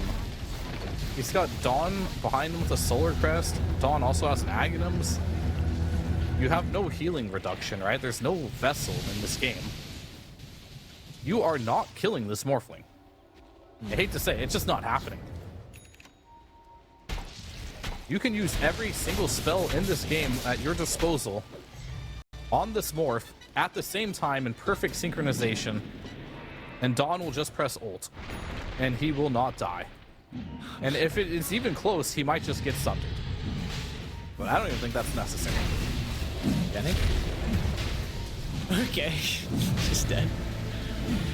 Gives him the information that something's going on though. And Parker's gonna waveform over towards the Shadow Shaman, looking to try and deal with a little bit of control that Heroic have. And they'll solar as well just to make sure Parker's fine. Whisper will have the opportunity to pop the split. But his Brewlinks are falling. Parker and Sacred looking to try and bring them down. Meanwhile, Yuma's not really anywhere to be seen. Now finally he's up on the high ground being able to right click. Sunder's gonna be there. They are getting kited a little bit at the moment. Parker starting to fall pretty low. Silence walk through everything. It's enough. What? They actually got him. Yuma. That's a big one. Triple. And another one potentially here for them. Panda. They're going to be able to run into him. Dark Muggle is up on the high ground. Maybe trying to look for the opportunity for the chain control. It's close. It's close. It's enough. Hellfire Whisper. Yuma's pretty hesitant. We're seeing him not really look to try and jump in. Now he's going to do so. It's taken some time, and Radiant, they've had the opportunity to be able to retreat away. They're just playing their distance. Dark Muggle's tiny, dude. This guy, how many spells has he gotten off inside the team fight? Quite a lot. I mean, I have to say, supports kind of botched that fight really hard for Team Send. Like, that Dawn ult was so insanely early. I mean, luckily they still have Mega Creeps, and not really a big deal, and Roche decided to take a walk to the top lane, so they might not even lose Roche. But yeah, Genic just dying twice in a row without getting any spells off. And then that Solar Guardian was so insanely early on the Morph. Morph was like completely fine, just sitting at full health. You've got to wait until there's like some commitment, you know, until you use it. Because imagine if Donald was available when that TA was trying to kill Morph in the 1v1, right? It would have changed absolutely everything. They're going to take a fight before Parker's here. Dark Margo. This is a better Solar Guardian. Dark Margo's going to be okay. And they're going to lose the Shadow Shaman inside the river. Heroic don't have everyone just yet. They're going to start to bring their remaining forces. Damage onto Panda. Might be able to get the kill, and it will be able to do so. Whisper as well as the opportunity for the split. Now their base is under siege. Tier 4 tower, 1 is gone, 2nd about to, so Enel's got to go back to defend. But now he's not here for the team fight, and you might lose Whisper too. Genic's trying to jump over to deal with the last split. Can he get the Panda? Whisper, ooh, makes it away. A little bit of health remaining for him. Looks like Yuma's going to be able to get out as well. Unfortunately, KJ will not. Yeah, I mean, Ember's not able to be in these fights because he's defending base, so a little bit of a hiccup, I'd say, in the, not the last fight, but the fight before, but back to business here. It just feels so hard. Like, even if you win a team fight, you have Megas, right? Your heroes aren't clearing the waves super fast, or not fast enough at least. I mean, it's definitely nice to have an Ember, but Ember has no Maelstrom, right? This is just a Mage Slayer Shiva's BKB, so it takes him an insanely long time to clear these waves as an Ember. I think maybe this TA needs to... Oh, he got the Crippling Crossbow, though. That could potentially help in this game against the Morphling. Health restoration, 40% reduction. See, Hex is out. Margo trying to counter-initiate towards the backline. It's going to give Parker an opportunity to also move on forward. Almost with still cooldown for Whisper, with the throne exposed as well. This fight has to be perfect. Rooted up, tossed up, down goes the Ember, and look to the buyback. Gotta use the crossbow, when he's gonna my friend. Use it, oh man, they're losing heroes. The buyback out of them now, and look, making space towards the backline. Parker's just going to turn to the throne, starting to beat onto the objective. And will disengage, paying some respect. Looking to try and rebuild the formation, giving Dark Mark an opportunity to jump back into the middle. Toss combination with the Solar Guardian. They should be okay at that. KJ is going to go down, sundered up. They've also dealt with Yuma. No buyback available for the Templar Assassin. Parker What a hell of a performance. What a pick for him as well. The free Morphling game. And he's able to get the team over the finish line and send us to a game 3. Yeah, absolutely. This is exactly what I wanted to see with Parker. Give him the win condition and... Oh, look, in a good troll game. We'll see if he is going to be able to win out on the 10% odds or the 10% stats we've seen from him. 10%. That's just my random What's your number feeling? I took out. Yeah. We'll see. Look, burrito. Okay. But burrow means donkey. Burrito? I know that. I know that means something different. Parker? Well, Okay. okay, indeed. 2 seconds to I mean, What's going on here? his team's there. They were looking to get a first blood or something.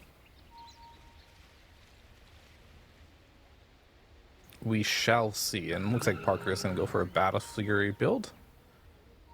There's some variance on what you can do with this hero, but I think Battle Fury is the safest. Mjolnir is the other option. the battle begins. I will A get strict damage no-kill policy. 2 Okay. Easy, we'll get ourselves underway here. So, is there a side you're favoring with the draft? I mean, I don't want to favor the troll draft, but it kind of looks good. Okay. You know? Okay. Because they got But you- troll. They have troll oracle, troll and oracle timber. Like, it's a really good pairings, right? It's got the carry to carry matchup. It should do well in laning stage. So yeah, hypothetically, this troll looks good. But I will never 100% back a troll in a game. Has been killed. I think Analog just denied every single creep, man. Yeah, I saw that. 4 denies. Dark Margaret, what's going on? Wow. These boars, man. Yeah. Slapping. So it sounds like you've been in the back too many times when you've predicted for the troll team, and even in a super good troll game, you're like, I don't know, I'm not gonna make that mistake.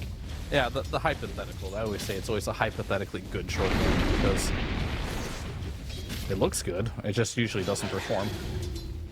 But we'll see if Parker is the one that can make it work here. But yeah, this mid lane's there's a lot of denies on this piece. Dire's top tower is under attack. He's having a great start. Dark Margaret's gonna start using some spells to last here. Here we go. She's that Abba. See, how does bottom go as well with, well, we'll speak about that for a little bit longer. Yuma unfortunately still doesn't have the chain, and Sacred's going to be ran down. Panda will only stall this out momentarily, but looks like Yuma with the movement speed advantage will be able to catch up to Sacred, and this is eventually going to be our first blood. That's a nice try, but Yuma's laughing. He's like, yeah, bro, good one. Like, what is that going to do? I mean, he went Q into chain. I thought he'd probably skill chain in this matchup. So I think this bot lane's impossible. We talked about Ursa's really good versus Timber, but I also think Oracle is super weak.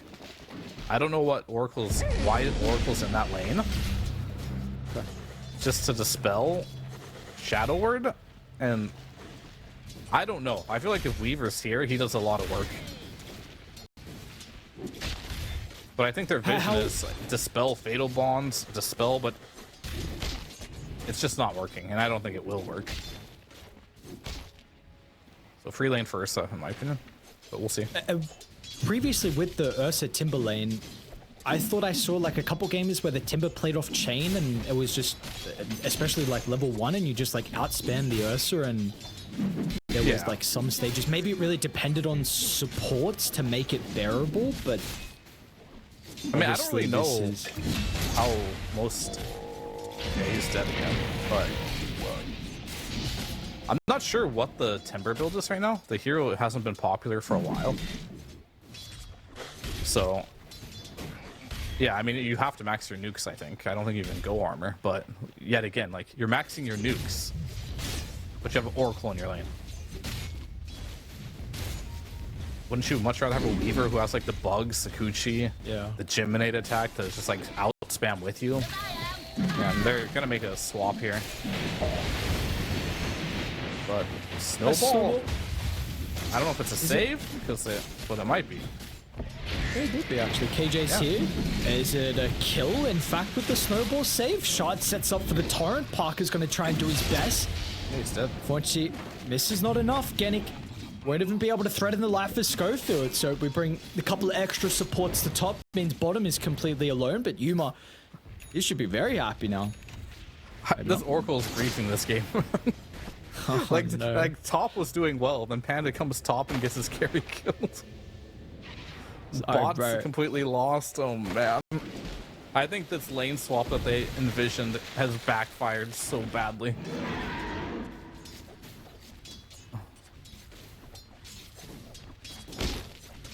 It's fine. I mean, Life of Oracle, this hero's never been known for his laning stage. Unfortunately, Panda doesn't really know where to go now. He's just kind of running back and forth. Maybe gone through the portal. Still on a Lotus, but no, we are 2 minutes past the Lotus. No Lotus there, my friend. So you are 3v2ing this lane. Meanwhile, Sacred is just about to die. He's going to try and TP out. Okay. We'll make it up. But yeah, we're 3v2ing top apparently. I mean, you saw he just got tipped by Whisper. Whisper's like, what are you doing up here? Like, you're literally doing nothing. I'm still free farming. It's like, what's going on, buddy?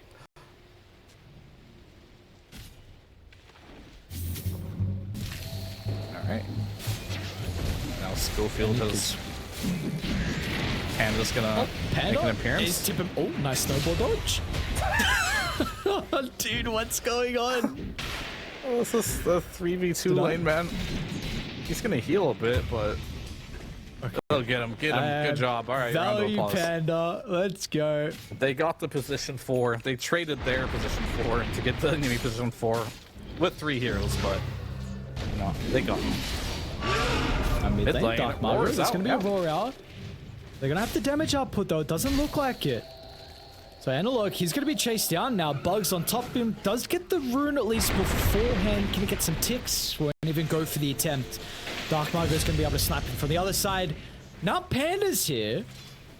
But Panda will not be able to offer another kill. Meanwhile, bottom as well. Yuma is just feasting on this lane. Absolutely having a lovely time here. Top net worth. Another death onto Sacred. I mean, yeah, he just literally doesn't have a support in this lane, so he's got a bad matchup. No support. What can he do? And then he just got ganked by the Tusk, so. Rough life. This Timber off lane. Not working out. 7-minute Wisdom Shrine.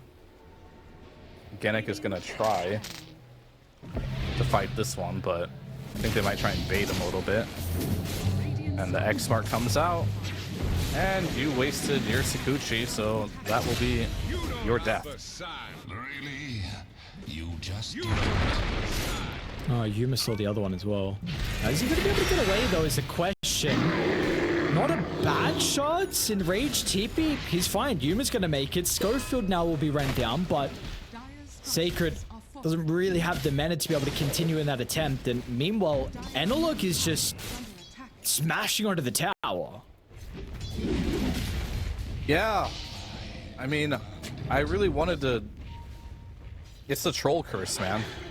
This game has nothing to do with troll, but just because he's in the game, it has to be his fault, you know.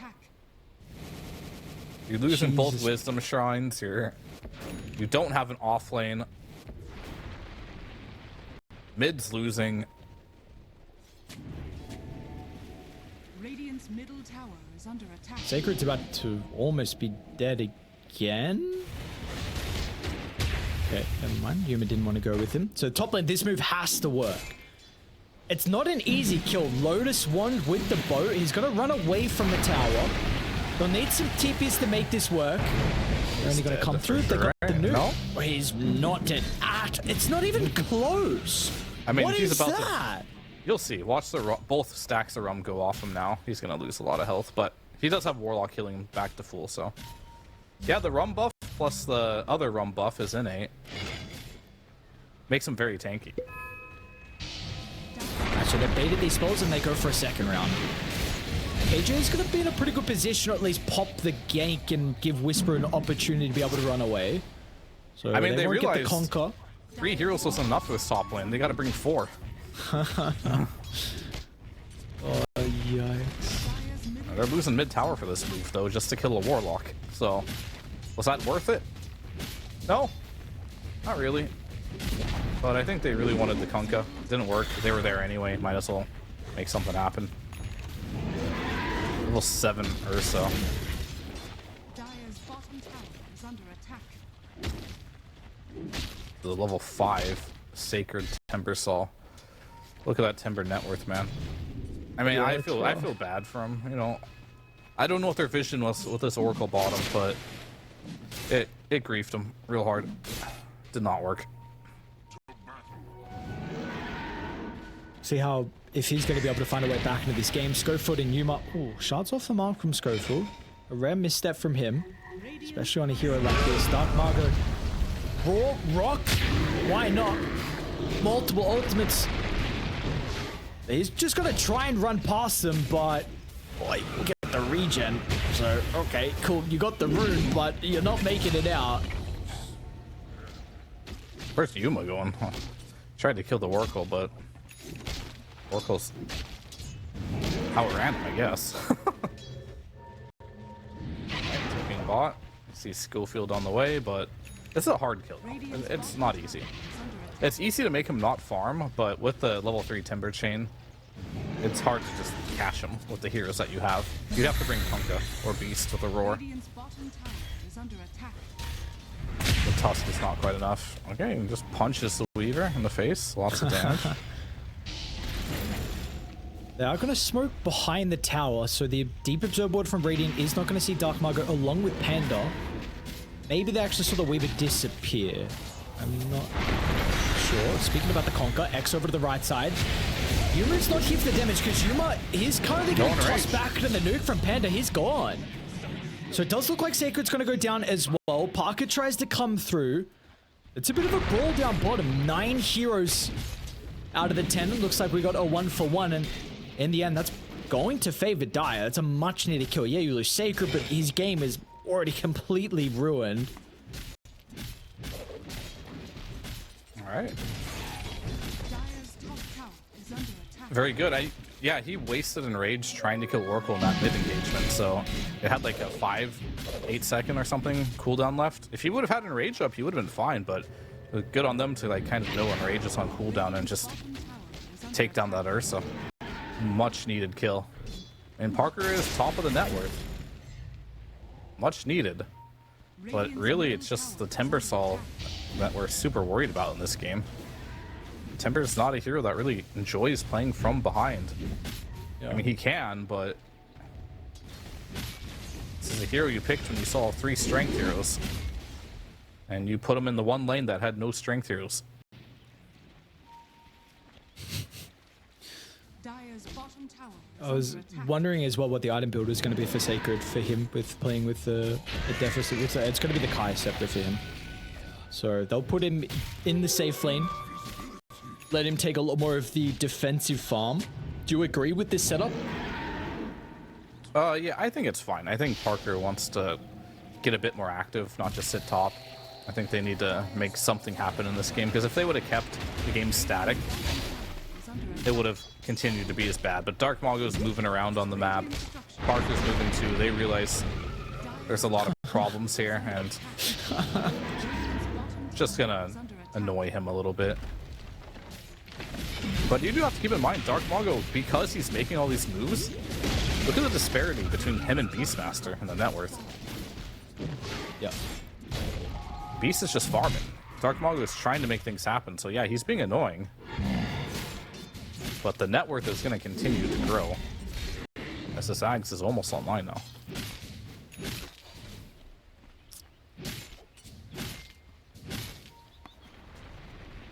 Well, let's see. I know you were mentioning about in the draft, the Beastmaster feels quite nice into the Oracle. Of course, if it's played in the side lane, with the Oracle having a difficult time to deal with the summons, and especially if you go Helm of the Overlord as well. But as the game goes on, you know, that Roar is going to be answered by the False Promise, and some of your damage as well will be affected because of the Fate's Edict. So, I mean, mid, you kind of have to go Scepter still. We're not really seeing the Helm of the Overlord mid, but we'll see if this is going to affect Analog as the game goes on. Yeah, I mean, it's just going to be about positioning, right? I mean, it's still a good farming item, so he can still always get a lot of farm from the Zags. But, yeah, if he ever roars a hero that's just standing there, it's going to be a problem because Oracle will just save him. So, he likely is going to need a blink, and probably going to have to roar the Oracle and just kill him in the fights. Heroic have to be so happy with the status of this game. You have 3 heroes that are just like super greedy and free farming. Battle Fury Ursa, Radiance Conquer, Scepter Beastmaster. Like, sure, these heroes will have some impact in the early game, but they'd be happy with the status and just with the static game, and that's what they're getting. But this is like where you need to change things around. You got Blink on Dark Margot finally, and an amp damage as well. You must get kills off the back of this, otherwise this next timing for Heroic could be devastating. Yeah, I mean, at least for Team Sin, you do always have that trump card, no matter what, where if Parker gets insanely farmed, he can frontline this game with an Oracle ult, right? And that could just be enough to win team fights late game. But that's assuming Parker's farmed enough. So, this could be a game where he literally could 1v5. But, yeah, the game state isn't good for everyone but Parker.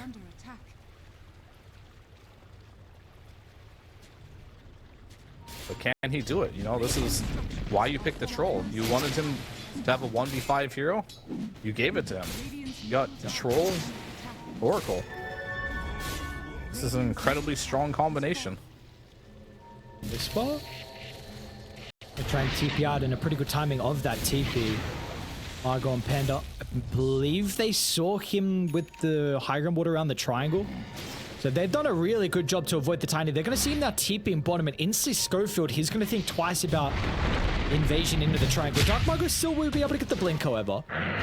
So they got a glimpse of him on the retreat. Parker's going to be able to catch up as well. He'll make it a little bit frustrating with the charge and the snowball, but finally someone will go down as a result to the blink on the Tiny. Yep, they'll get Schofield, who is, you know, what everyone say, like, that's not your base. Oh, Tiny, though. Yeah, well, that's a much bigger kill. Nice rock as well. I don't know if Panda would have been in range anyway for the False Promise, but Probably KJ... not, but just cures it. Yeah. And plus, I think as a Warlock player, you don't mind dropping those, because now you can go farm. Right? Every time your rock is up, that means you're not getting farm. So, you see, he's just going to go steal some camps here. Actually, he might just feed the rock if he's not careful. Looks like he's just going to go cut a wave. No, Troll didn't even bother going to that camp. He's like, you can have it. I don't want it. And it's Roshan time. But Yannick knows.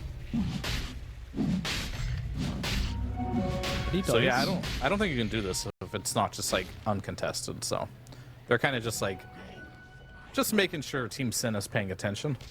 It's like, we're gonna hit this Roche, and if you respond, we'll back off. But if you don't respond, we'll take the free Roche.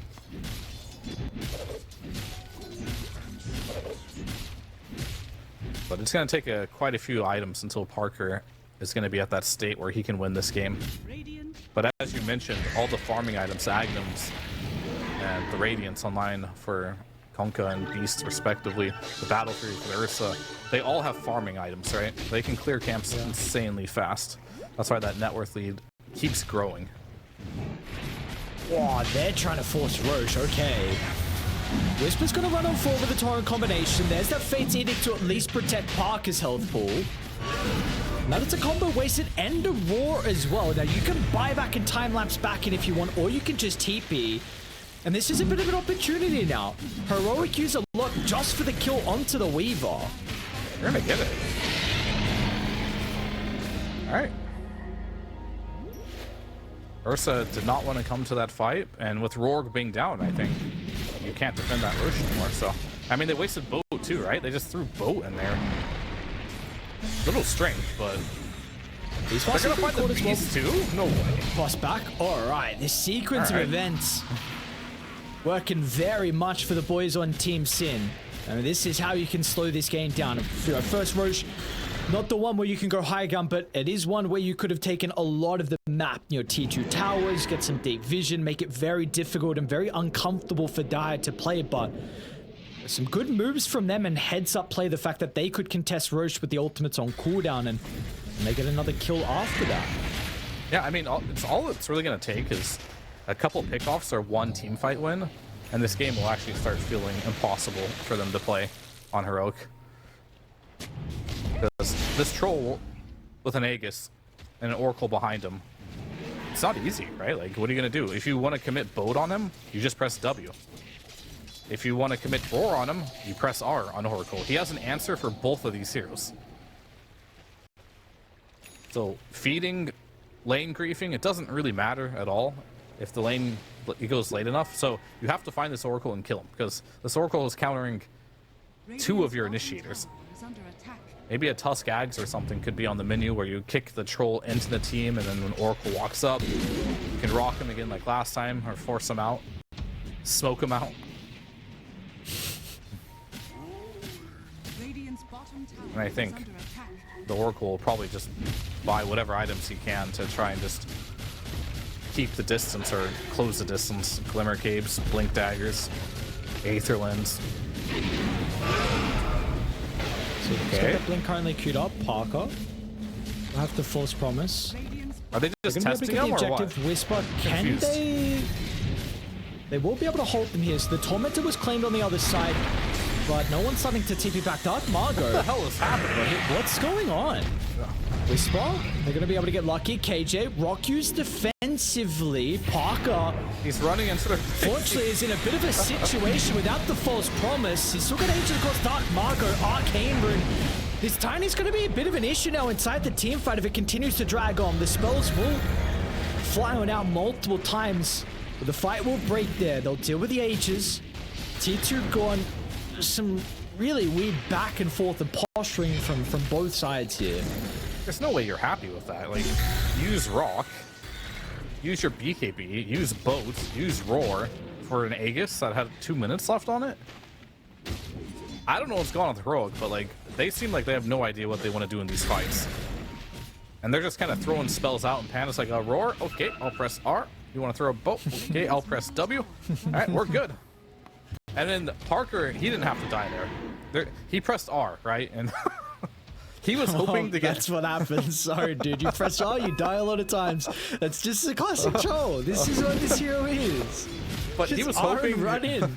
He was hoping he'd get a root on the Kunkka BKB, right? But he hit him one time because the Kunkka's just fast. Analog? Okay, Roar. Fence. That's the third Roar used on Troll.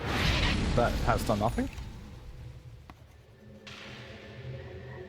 It's weird to say, but this game for Heroic looks very, not only sloppy, but hard. They're up 5k gold, but they seem very clueless on how they want to take these team fights or engagements. tower is under attack.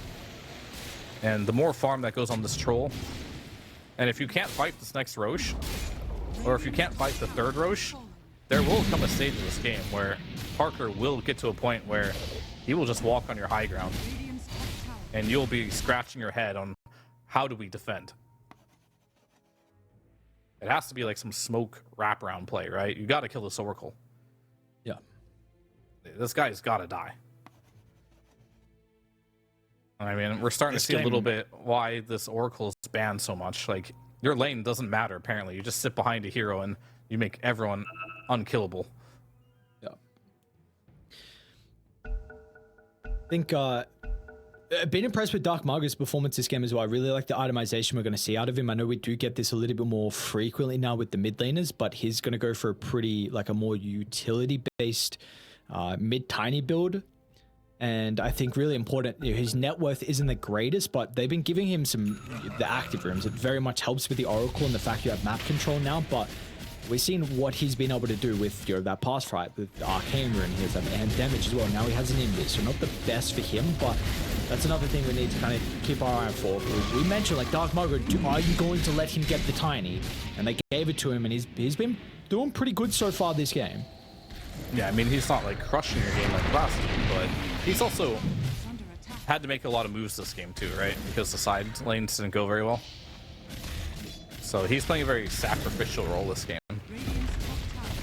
And Troll Oracle, yeah, the Oracle has a Blink Dagger just sitting behind him, and guess what Oracle's going for next item? Just Aeon Disc. No, oh, Aeon sorry. Disc. Yeah, sorry.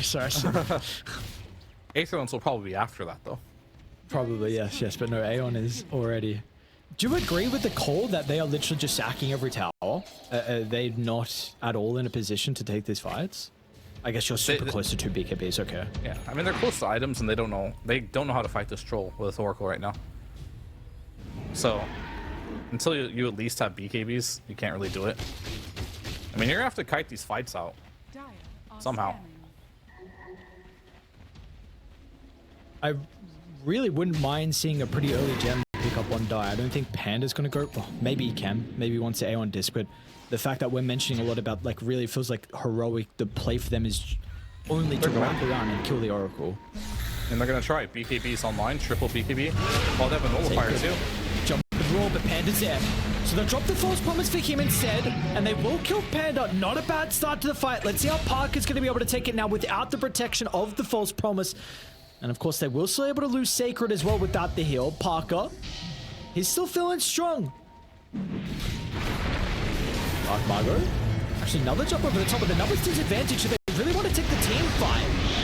I don't know. It's looking a little bit dicey here. Dark Margot, a committal into them all, and they're not going to try and look for Genic. Time lapse over, but waiting hands is going to be the rest of Heroic. Finally, they found the read of how to deal with the dire lineup. Yeah, I mean, they're forcing mistakes out here, because I think you just let Timber die in that situation. I don't think you should ever press your R, false promise, on anyone but Troll.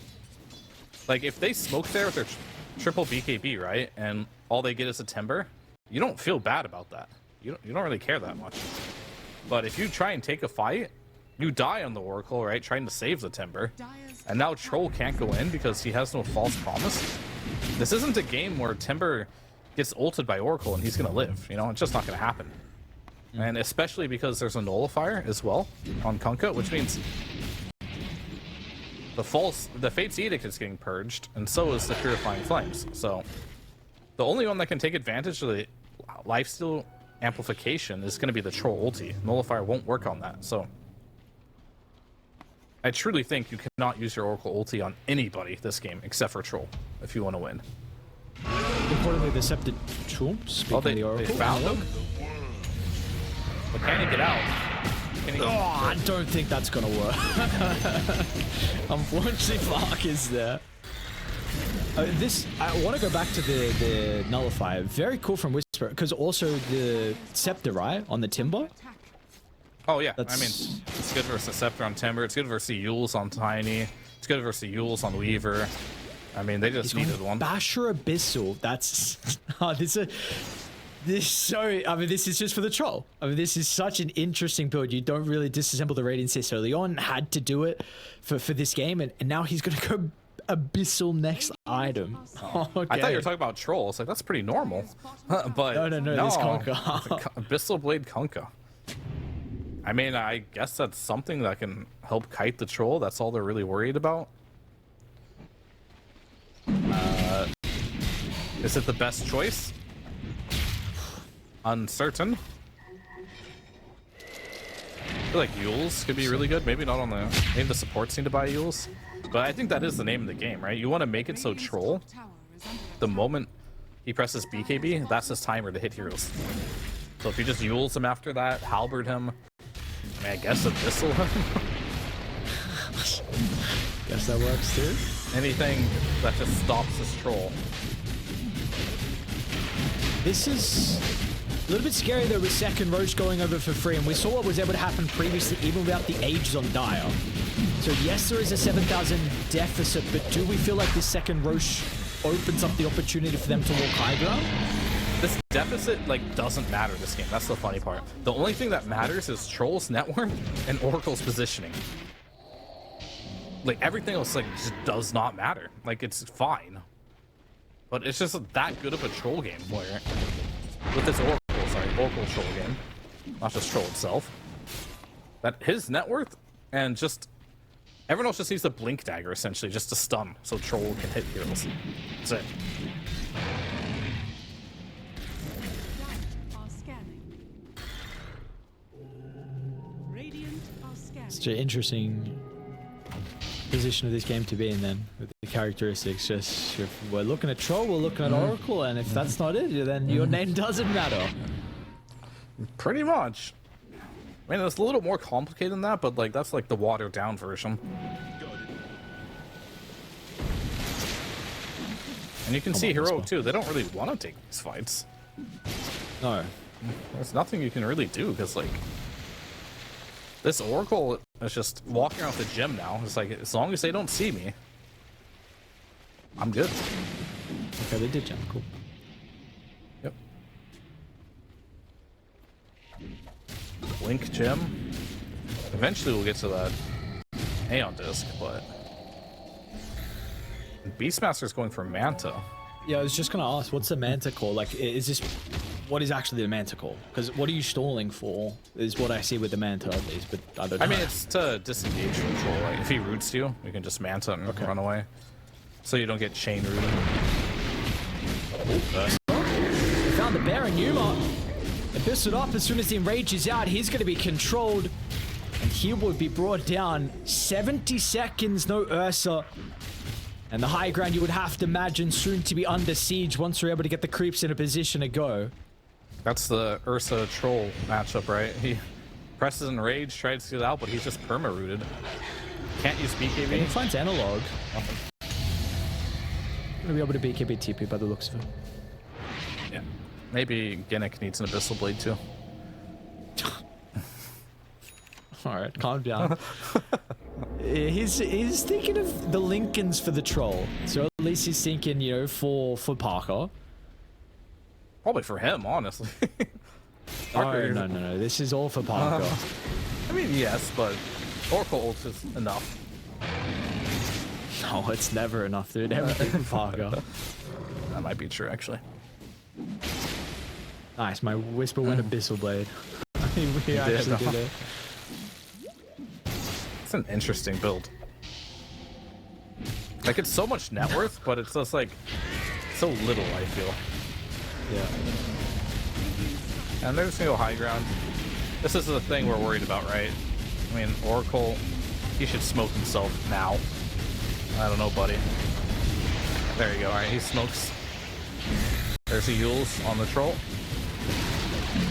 Radiant's top tower is falling. They're down 5k, but they can't defend their base. Yeah, they're getting high ground. That's crazy. They're gonna try. Jump in with a toss back. There's an opportunity to be able to kill off the toss. And just giving a free kill over towards Parker. But it does put Dark Margot in a difficult position. So Age is down. Buyback as well from Dark Margot. That's a pretty big commitment. Do they want to stick around even without the Ages? Got the False Promise. What else do you have though on Radiant? No Raw, no Boat, no Rock as well. And it's just as easy as that. You know, you just have an Aegis, walk high ground, can't find the Oracle, and then you just lose your base. A really weird game where a team is up 6k and they can't defend their base is 5. You sleep on the Troll Warlord pick. What happens? I mean, this is honestly 90% Oracle, not Troll. Scanning. It's a combination of the two, really. But if this is any other game, you just roar the Troll and he's dead. Smoke around. Nice scan. Very nice scan. They're going to see Sacred. Look at the control before the chain. Sacred's gone quickly. Got plenty of bursts to be able to bring Kim down. 50 seconds without the Timber, but no creeps to get anything out of this. Yeah, it's a cheap kill. That's fine. But as I keep saying, nothing matters but Troll and Oracle. Not really. As long as his team doesn't, like, feed too much. They can feed a little. So a mild bit of feeding is okay, but not too much. Yeah, you just don't want to be a little like... bit of feeding. Still need to throw your spells out in the fights, you know. This is fine. This is moderate feeding, you know. Okay. You're dying not in front of your base. Alright, they scan here. Look at the X. The X himself. Go back and do. Oh, Schofield. Okay. Take the Tormentor. Now he has a shard. I mean, that shard's pretty big this game. More control for Troll. You can maybe trap him in there. Potentially kite him.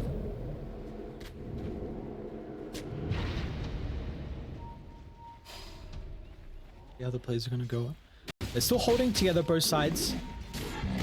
Looks So like this Parker is just running into them now. Smoke is used. I mean, he does have Oracle behind him, so... That's just dodgy.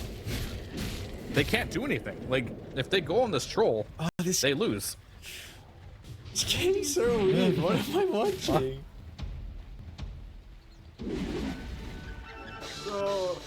So they smoked to the opposite side. They're following them. They have to find this Oracle. Like, that's the name of the game. So they're smoking behind now. Okay, now if they can catch Oracle here, the fight could be over. They're gonna get the Weaver at least, and now Panda's in a bit of an awkward position in the river. Smoke Pop's Analog might be able to get the jump, and everyone else was a little bit far away, but Panda's gonna be fine. They're actually still hunting Schofield, wanting to walk up the high ground blind. Sacred X is gonna be there onto the Timber, so maybe they can force Panda's hand to use some spells unnecessarily onto Timber. See if that will be the case. Sacred. Nice chain control. Torrent's gonna fly out. BKB's gonna be there into the TP out. Yuma can get in range. No bash, no anything. Analog. Oh, the roar is so close. He had the opportunity, but he was just a little bit too late. And Oracle's out too. Okay, back to going across the map we go. Yeah, this game is gonna get really weird if it's not already weird right now. It's super weird game. What are you on? Does it get weirder? Yeah, the moment there's no more smokes, because both teams rely so much on smoke.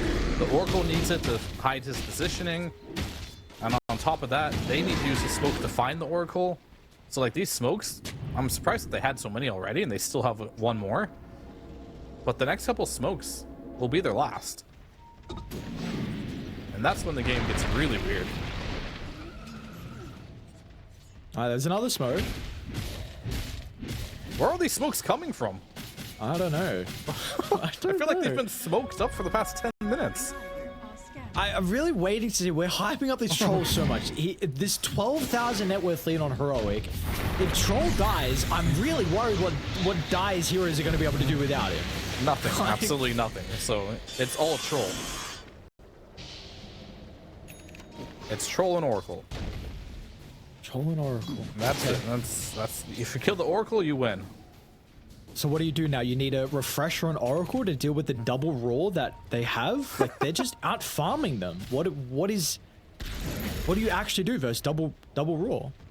I mean, there will get to a point when Troll is 6 slotted, right?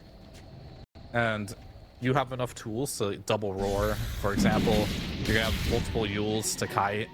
I mean, Warlock is thinking go a Hex too. So in the ultra late game, this will be much more difficult to deal with. And I think that's kind of the game plan for Rogue. They just want to take this as late as possible because they know they're out farming it. But they don't have enough tools with 12k net worth to deal with Troll. And this next Roche, it's a big one because if they get this, this is going to be another high ground siege. Low pocket. Some of the boars. I have very good vision around the area. Darkmarker will get the Yules onto the Conquer. This gives Parker an opportunity to go in.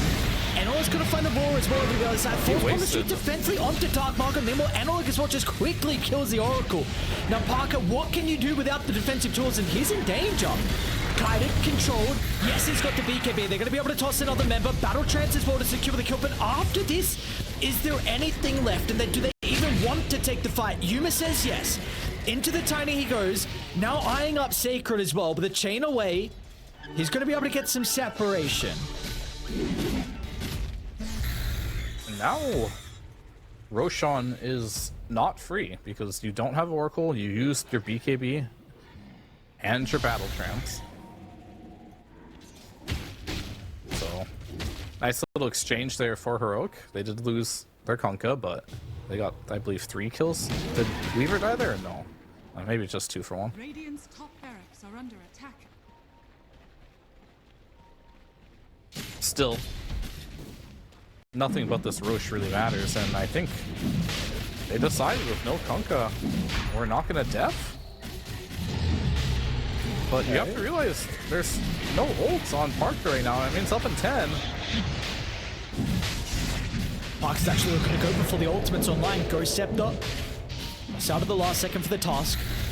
I mean, ult's up now. False Promise is also up, so they're back online here.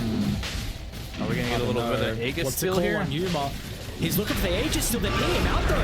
They've got the ring with the roll. Who's gonna be able to find it? Aegis snatched by Analog.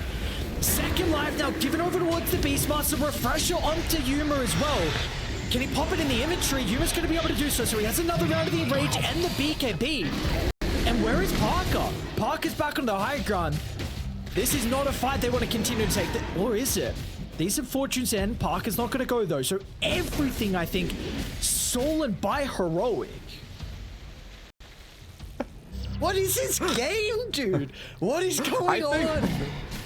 I mean, if we see that, if we have a chance to see that again, I think what happened was Tusk snowballed on the Troll, and Troll had Lotus on him, so he couldn't pick up the Aegis because he was being snowballed. Oh my god. Away from the Roshan. Yeah, I was going to say, like, hang on, why is Parker not picking everything up? How did they get everything of Roche? He had a Lotus on him, and he was stuck in a snowball. Oh man, that's a more than unfortunate thing. That's so unfortunate, man. Well, another smoke they got apparently. Yeah, I mean, is there an infinite smoke bug now too, or what? I have to investigate this one. Well, Parker's got to amp damage. Whisper. Gonna be able to get it. He blinked over Parker. They'll toss him back. He's gonna die pretty quickly. Nice duels as well. Dispels the double damage that Parker's gonna be using inside the team fight. Are they actually gonna be able... Is no one gonna die? Roar over to the northern side. Analog holding Parker down. Meanwhile, Dark Marker also evaporates the damage from Yuma. Now they're gonna be able to chase him down as well. Panda's positioning's pretty solid in the backline, but they're gonna glimpse of him. Scores over the snowball. Instantly, Analog jumps over the top as well, but the false promise not available for Parker now. Parker, is he going to be able to get in the middle? He's just getting kited. The control, the X, the spam, the torrent, everything. He's having such a difficult time from ever being able to right-click every defensive item you could ever hope.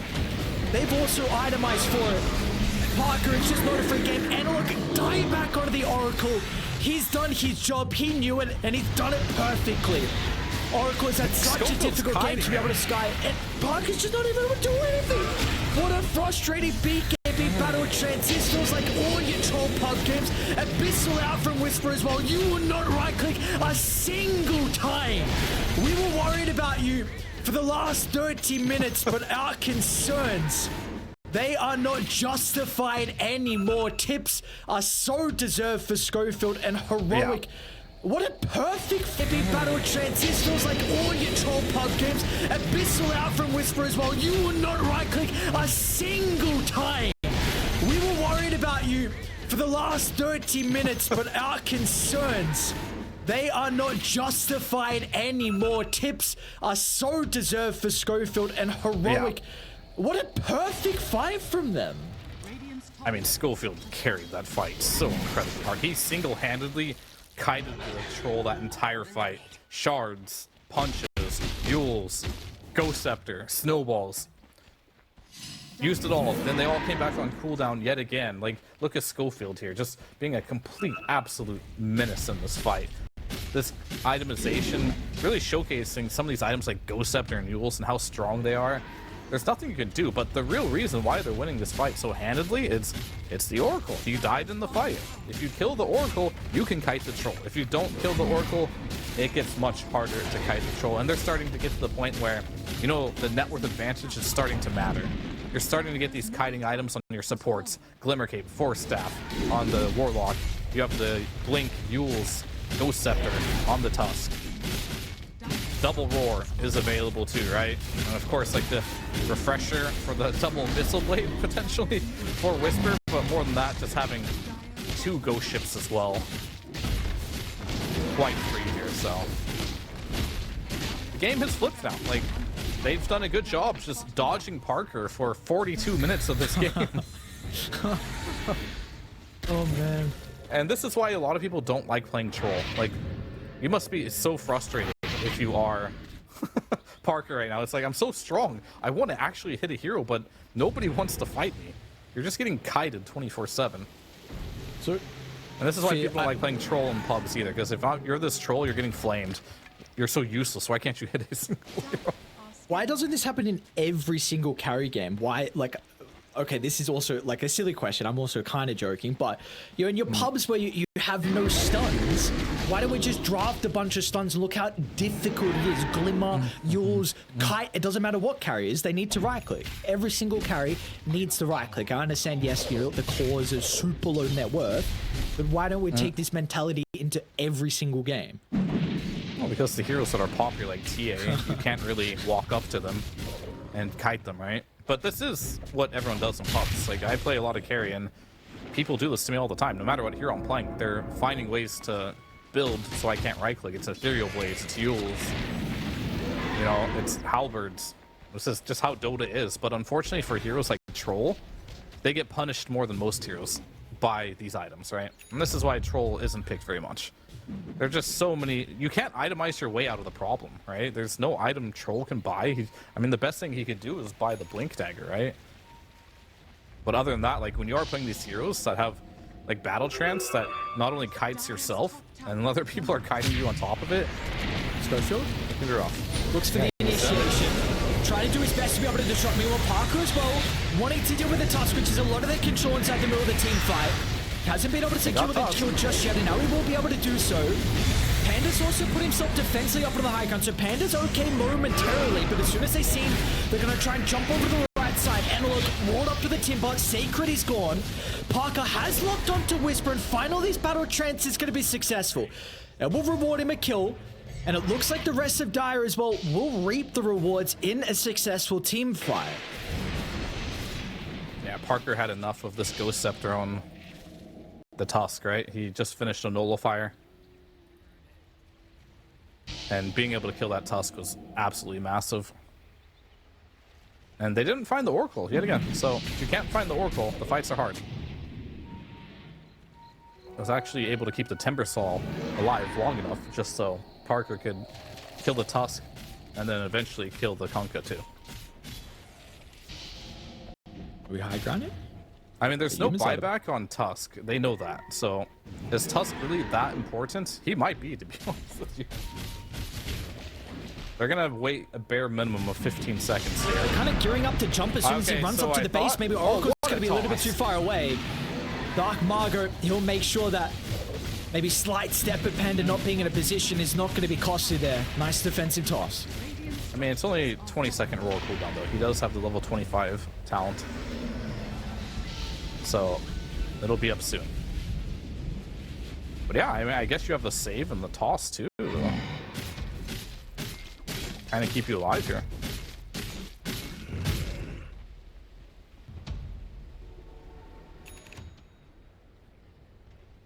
So the game still rages on, but it still comes down to you got to kill Oracle, right?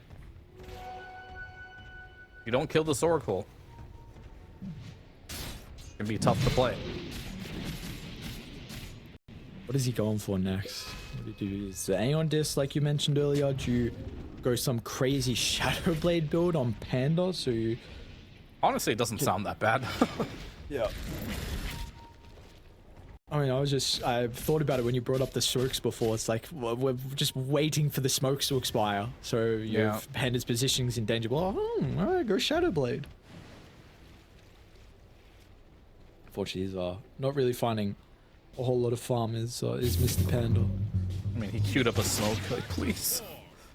there is a scepter being worked on from Genic, so that will give them maybe something else, another defensive toolkit. He also has 2 greater healing lotuses as well, which could be very handy for the Oracle.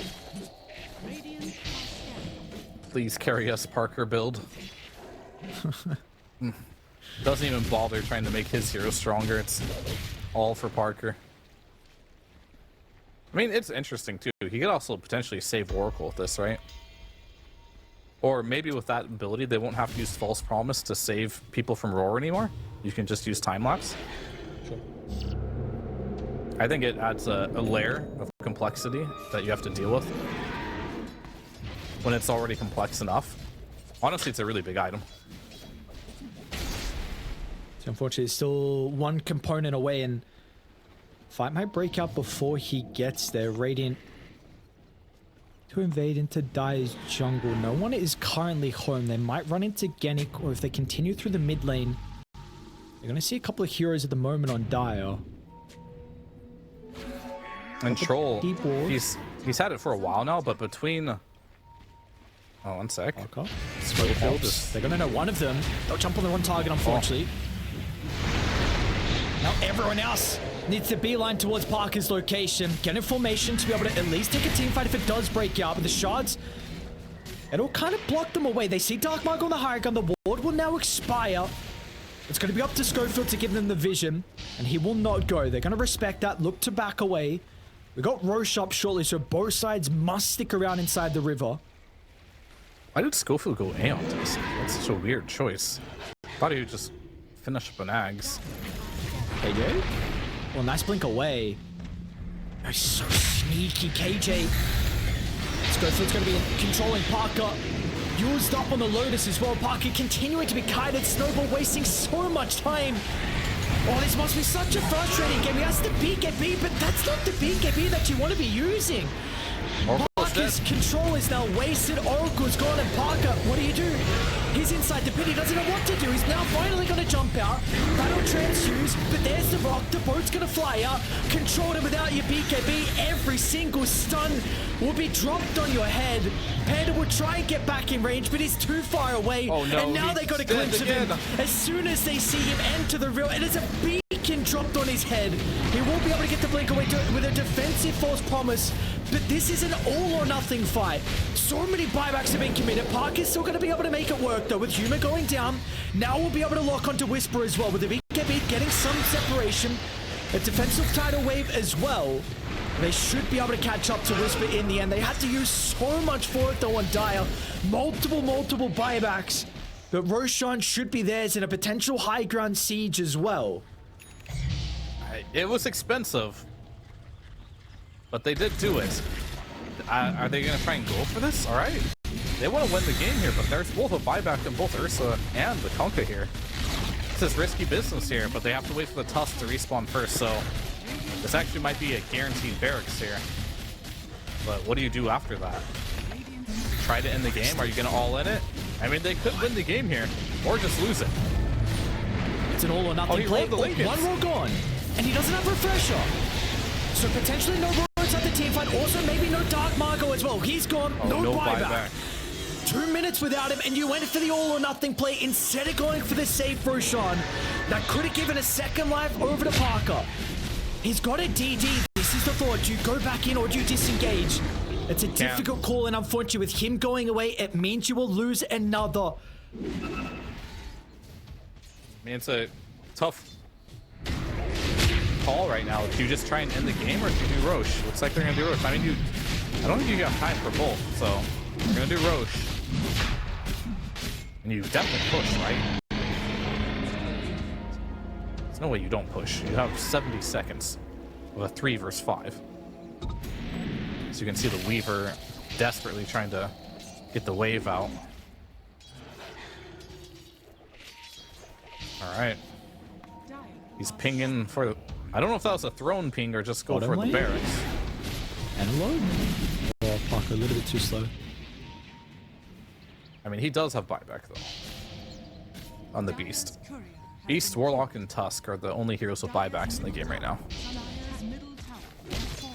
Weavers is coming up in 27 seconds, so it's coming soon. All right.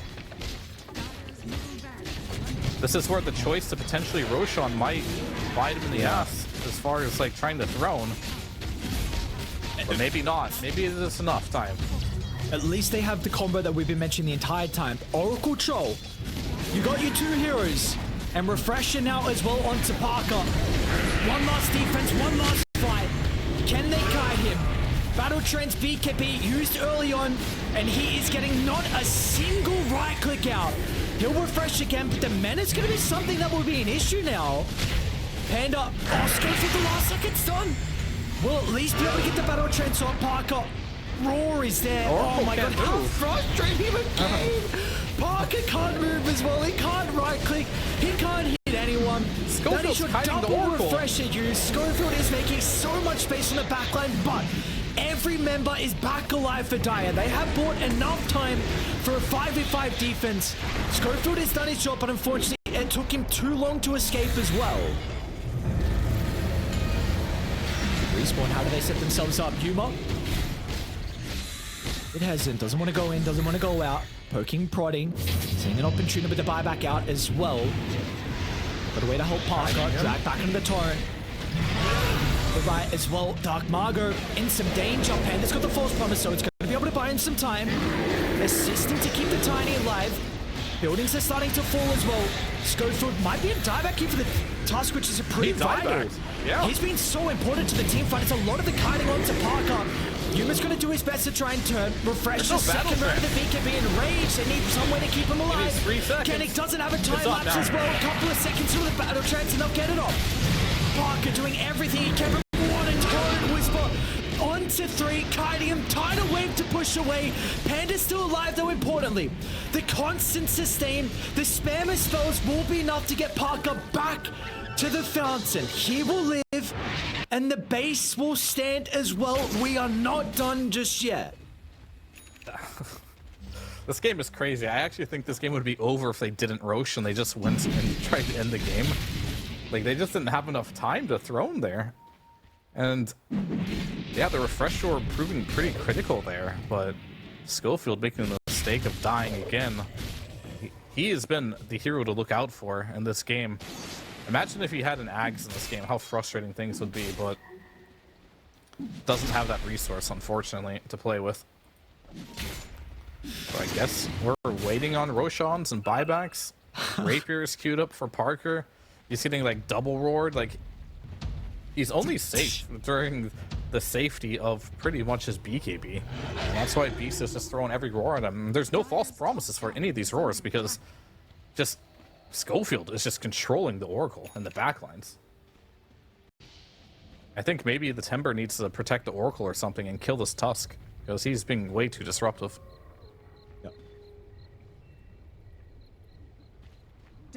It's such a weak game, dude. I'm just like, what, do they stun the troll the whole time? Is Yuma getting kited? Is our Oracle alive? What's going on? Now, there's a lot going on in the game. We got a Wisdom for Dark Axe, Margot. too. He was pinging in and out. Who's got Axe, sorry? Weaver Ags is also adding a lot of annoying stuff. I mean, he's had it, but he's also getting close to a Hex. That could be a big item, too. Like, I would like to see Troll use his Battle Trance Dispel. Because he has level 25 tower and he's level 30. Battle Trance has a strong Dispel, but he feels like he has to pop it early just so he doesn't get bursted. But if he could ever use that to just get one of the roars off of him, that would be massive. I just don't know if he can. He hypothetically should. There's no silences. Yeah, there's absolutely 0 silences.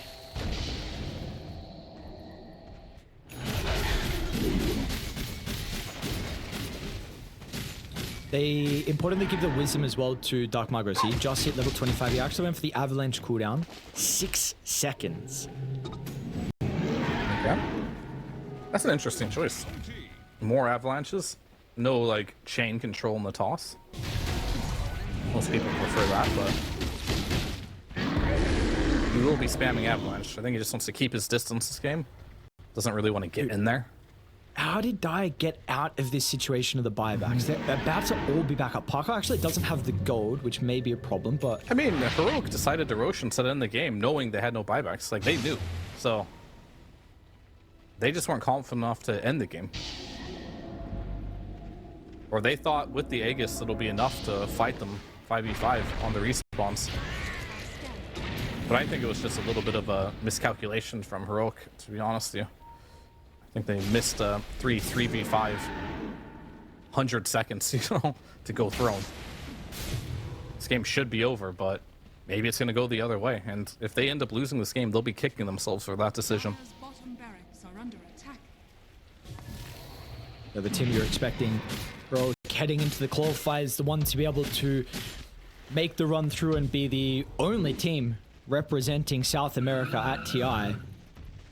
But they still 31,000 net worth lead in this game. Yes, you do have at least the net worth lead, and the probability is without a doubt favoring you, but it was like it's a very difficult game to be able to execute, and regardless, whatever team gets knocked down to the lower bracket, it's going to be a hard run. Maybe get that rematch in the grand finals. I don't think Dota Plus knows how to read this game, you know? Yeah, I don't know what's going on, dude. I don't think there's any metric that the AI can really comprehend about this game.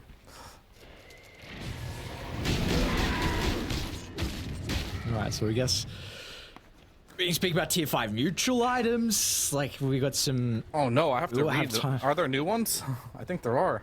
There are. Have you seen the helm? That's a cool Absolutely one. not. Like, You my haven't? Okay. MMR games don't go 60 minutes. Okay, It so just yeah, we got never Divine happens. Regalia and Helm of Undying. Actually, yeah, well, I'll let you, you take your time. Yeah, I mean, the Regalia, that one can be disgraced, right? If you die. Yeah. If you die, you lose your neutral item. But it gives you 20% damage.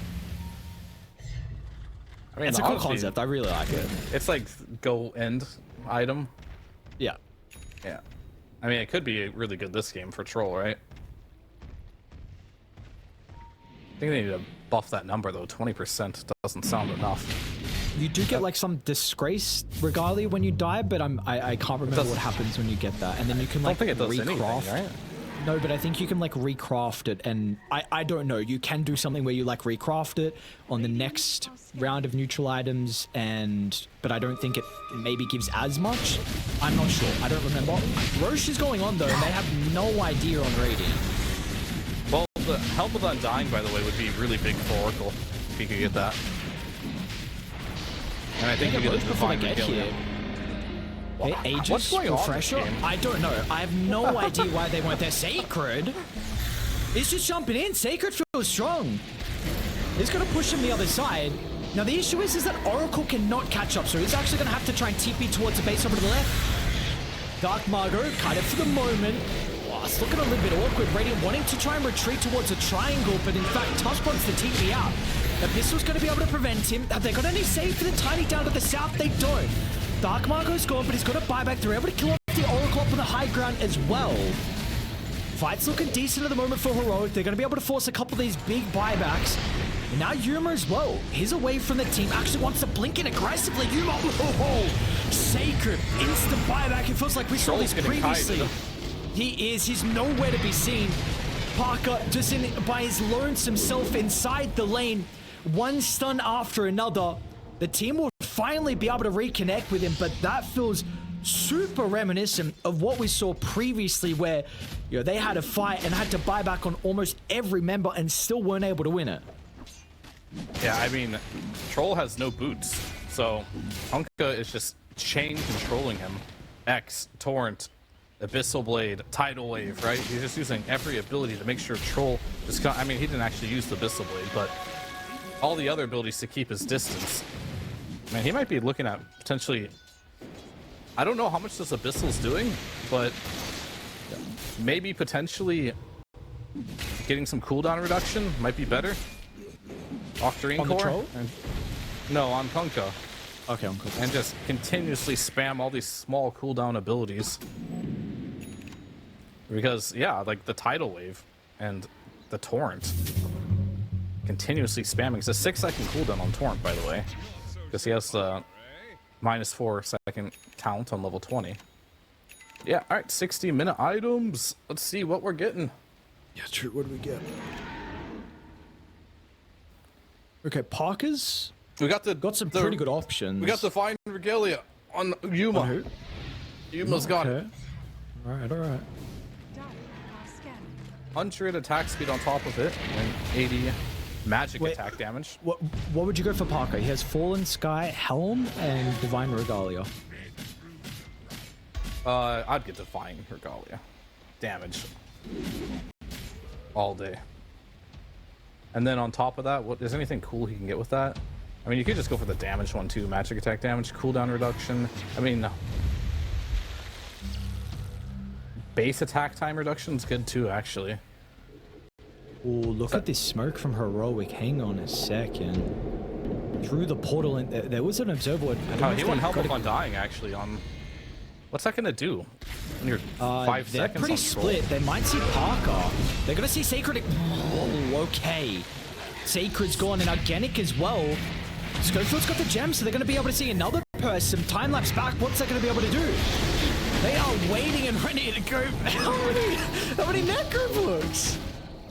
It's just Necro off the Necro. The army is out off the back of the kills. One of them has buyback. Spider legs on the Oracle. I mean, I'm not sure what Helm of the Undying is going to do for you on Troll, to be honest with you. But I like what Yuma did. He went the Chad big, build. yeah, the Chad build. Like, he went for the Audacious, so he takes 10% more damage, but he does 20% more damage from the Divine Regalia.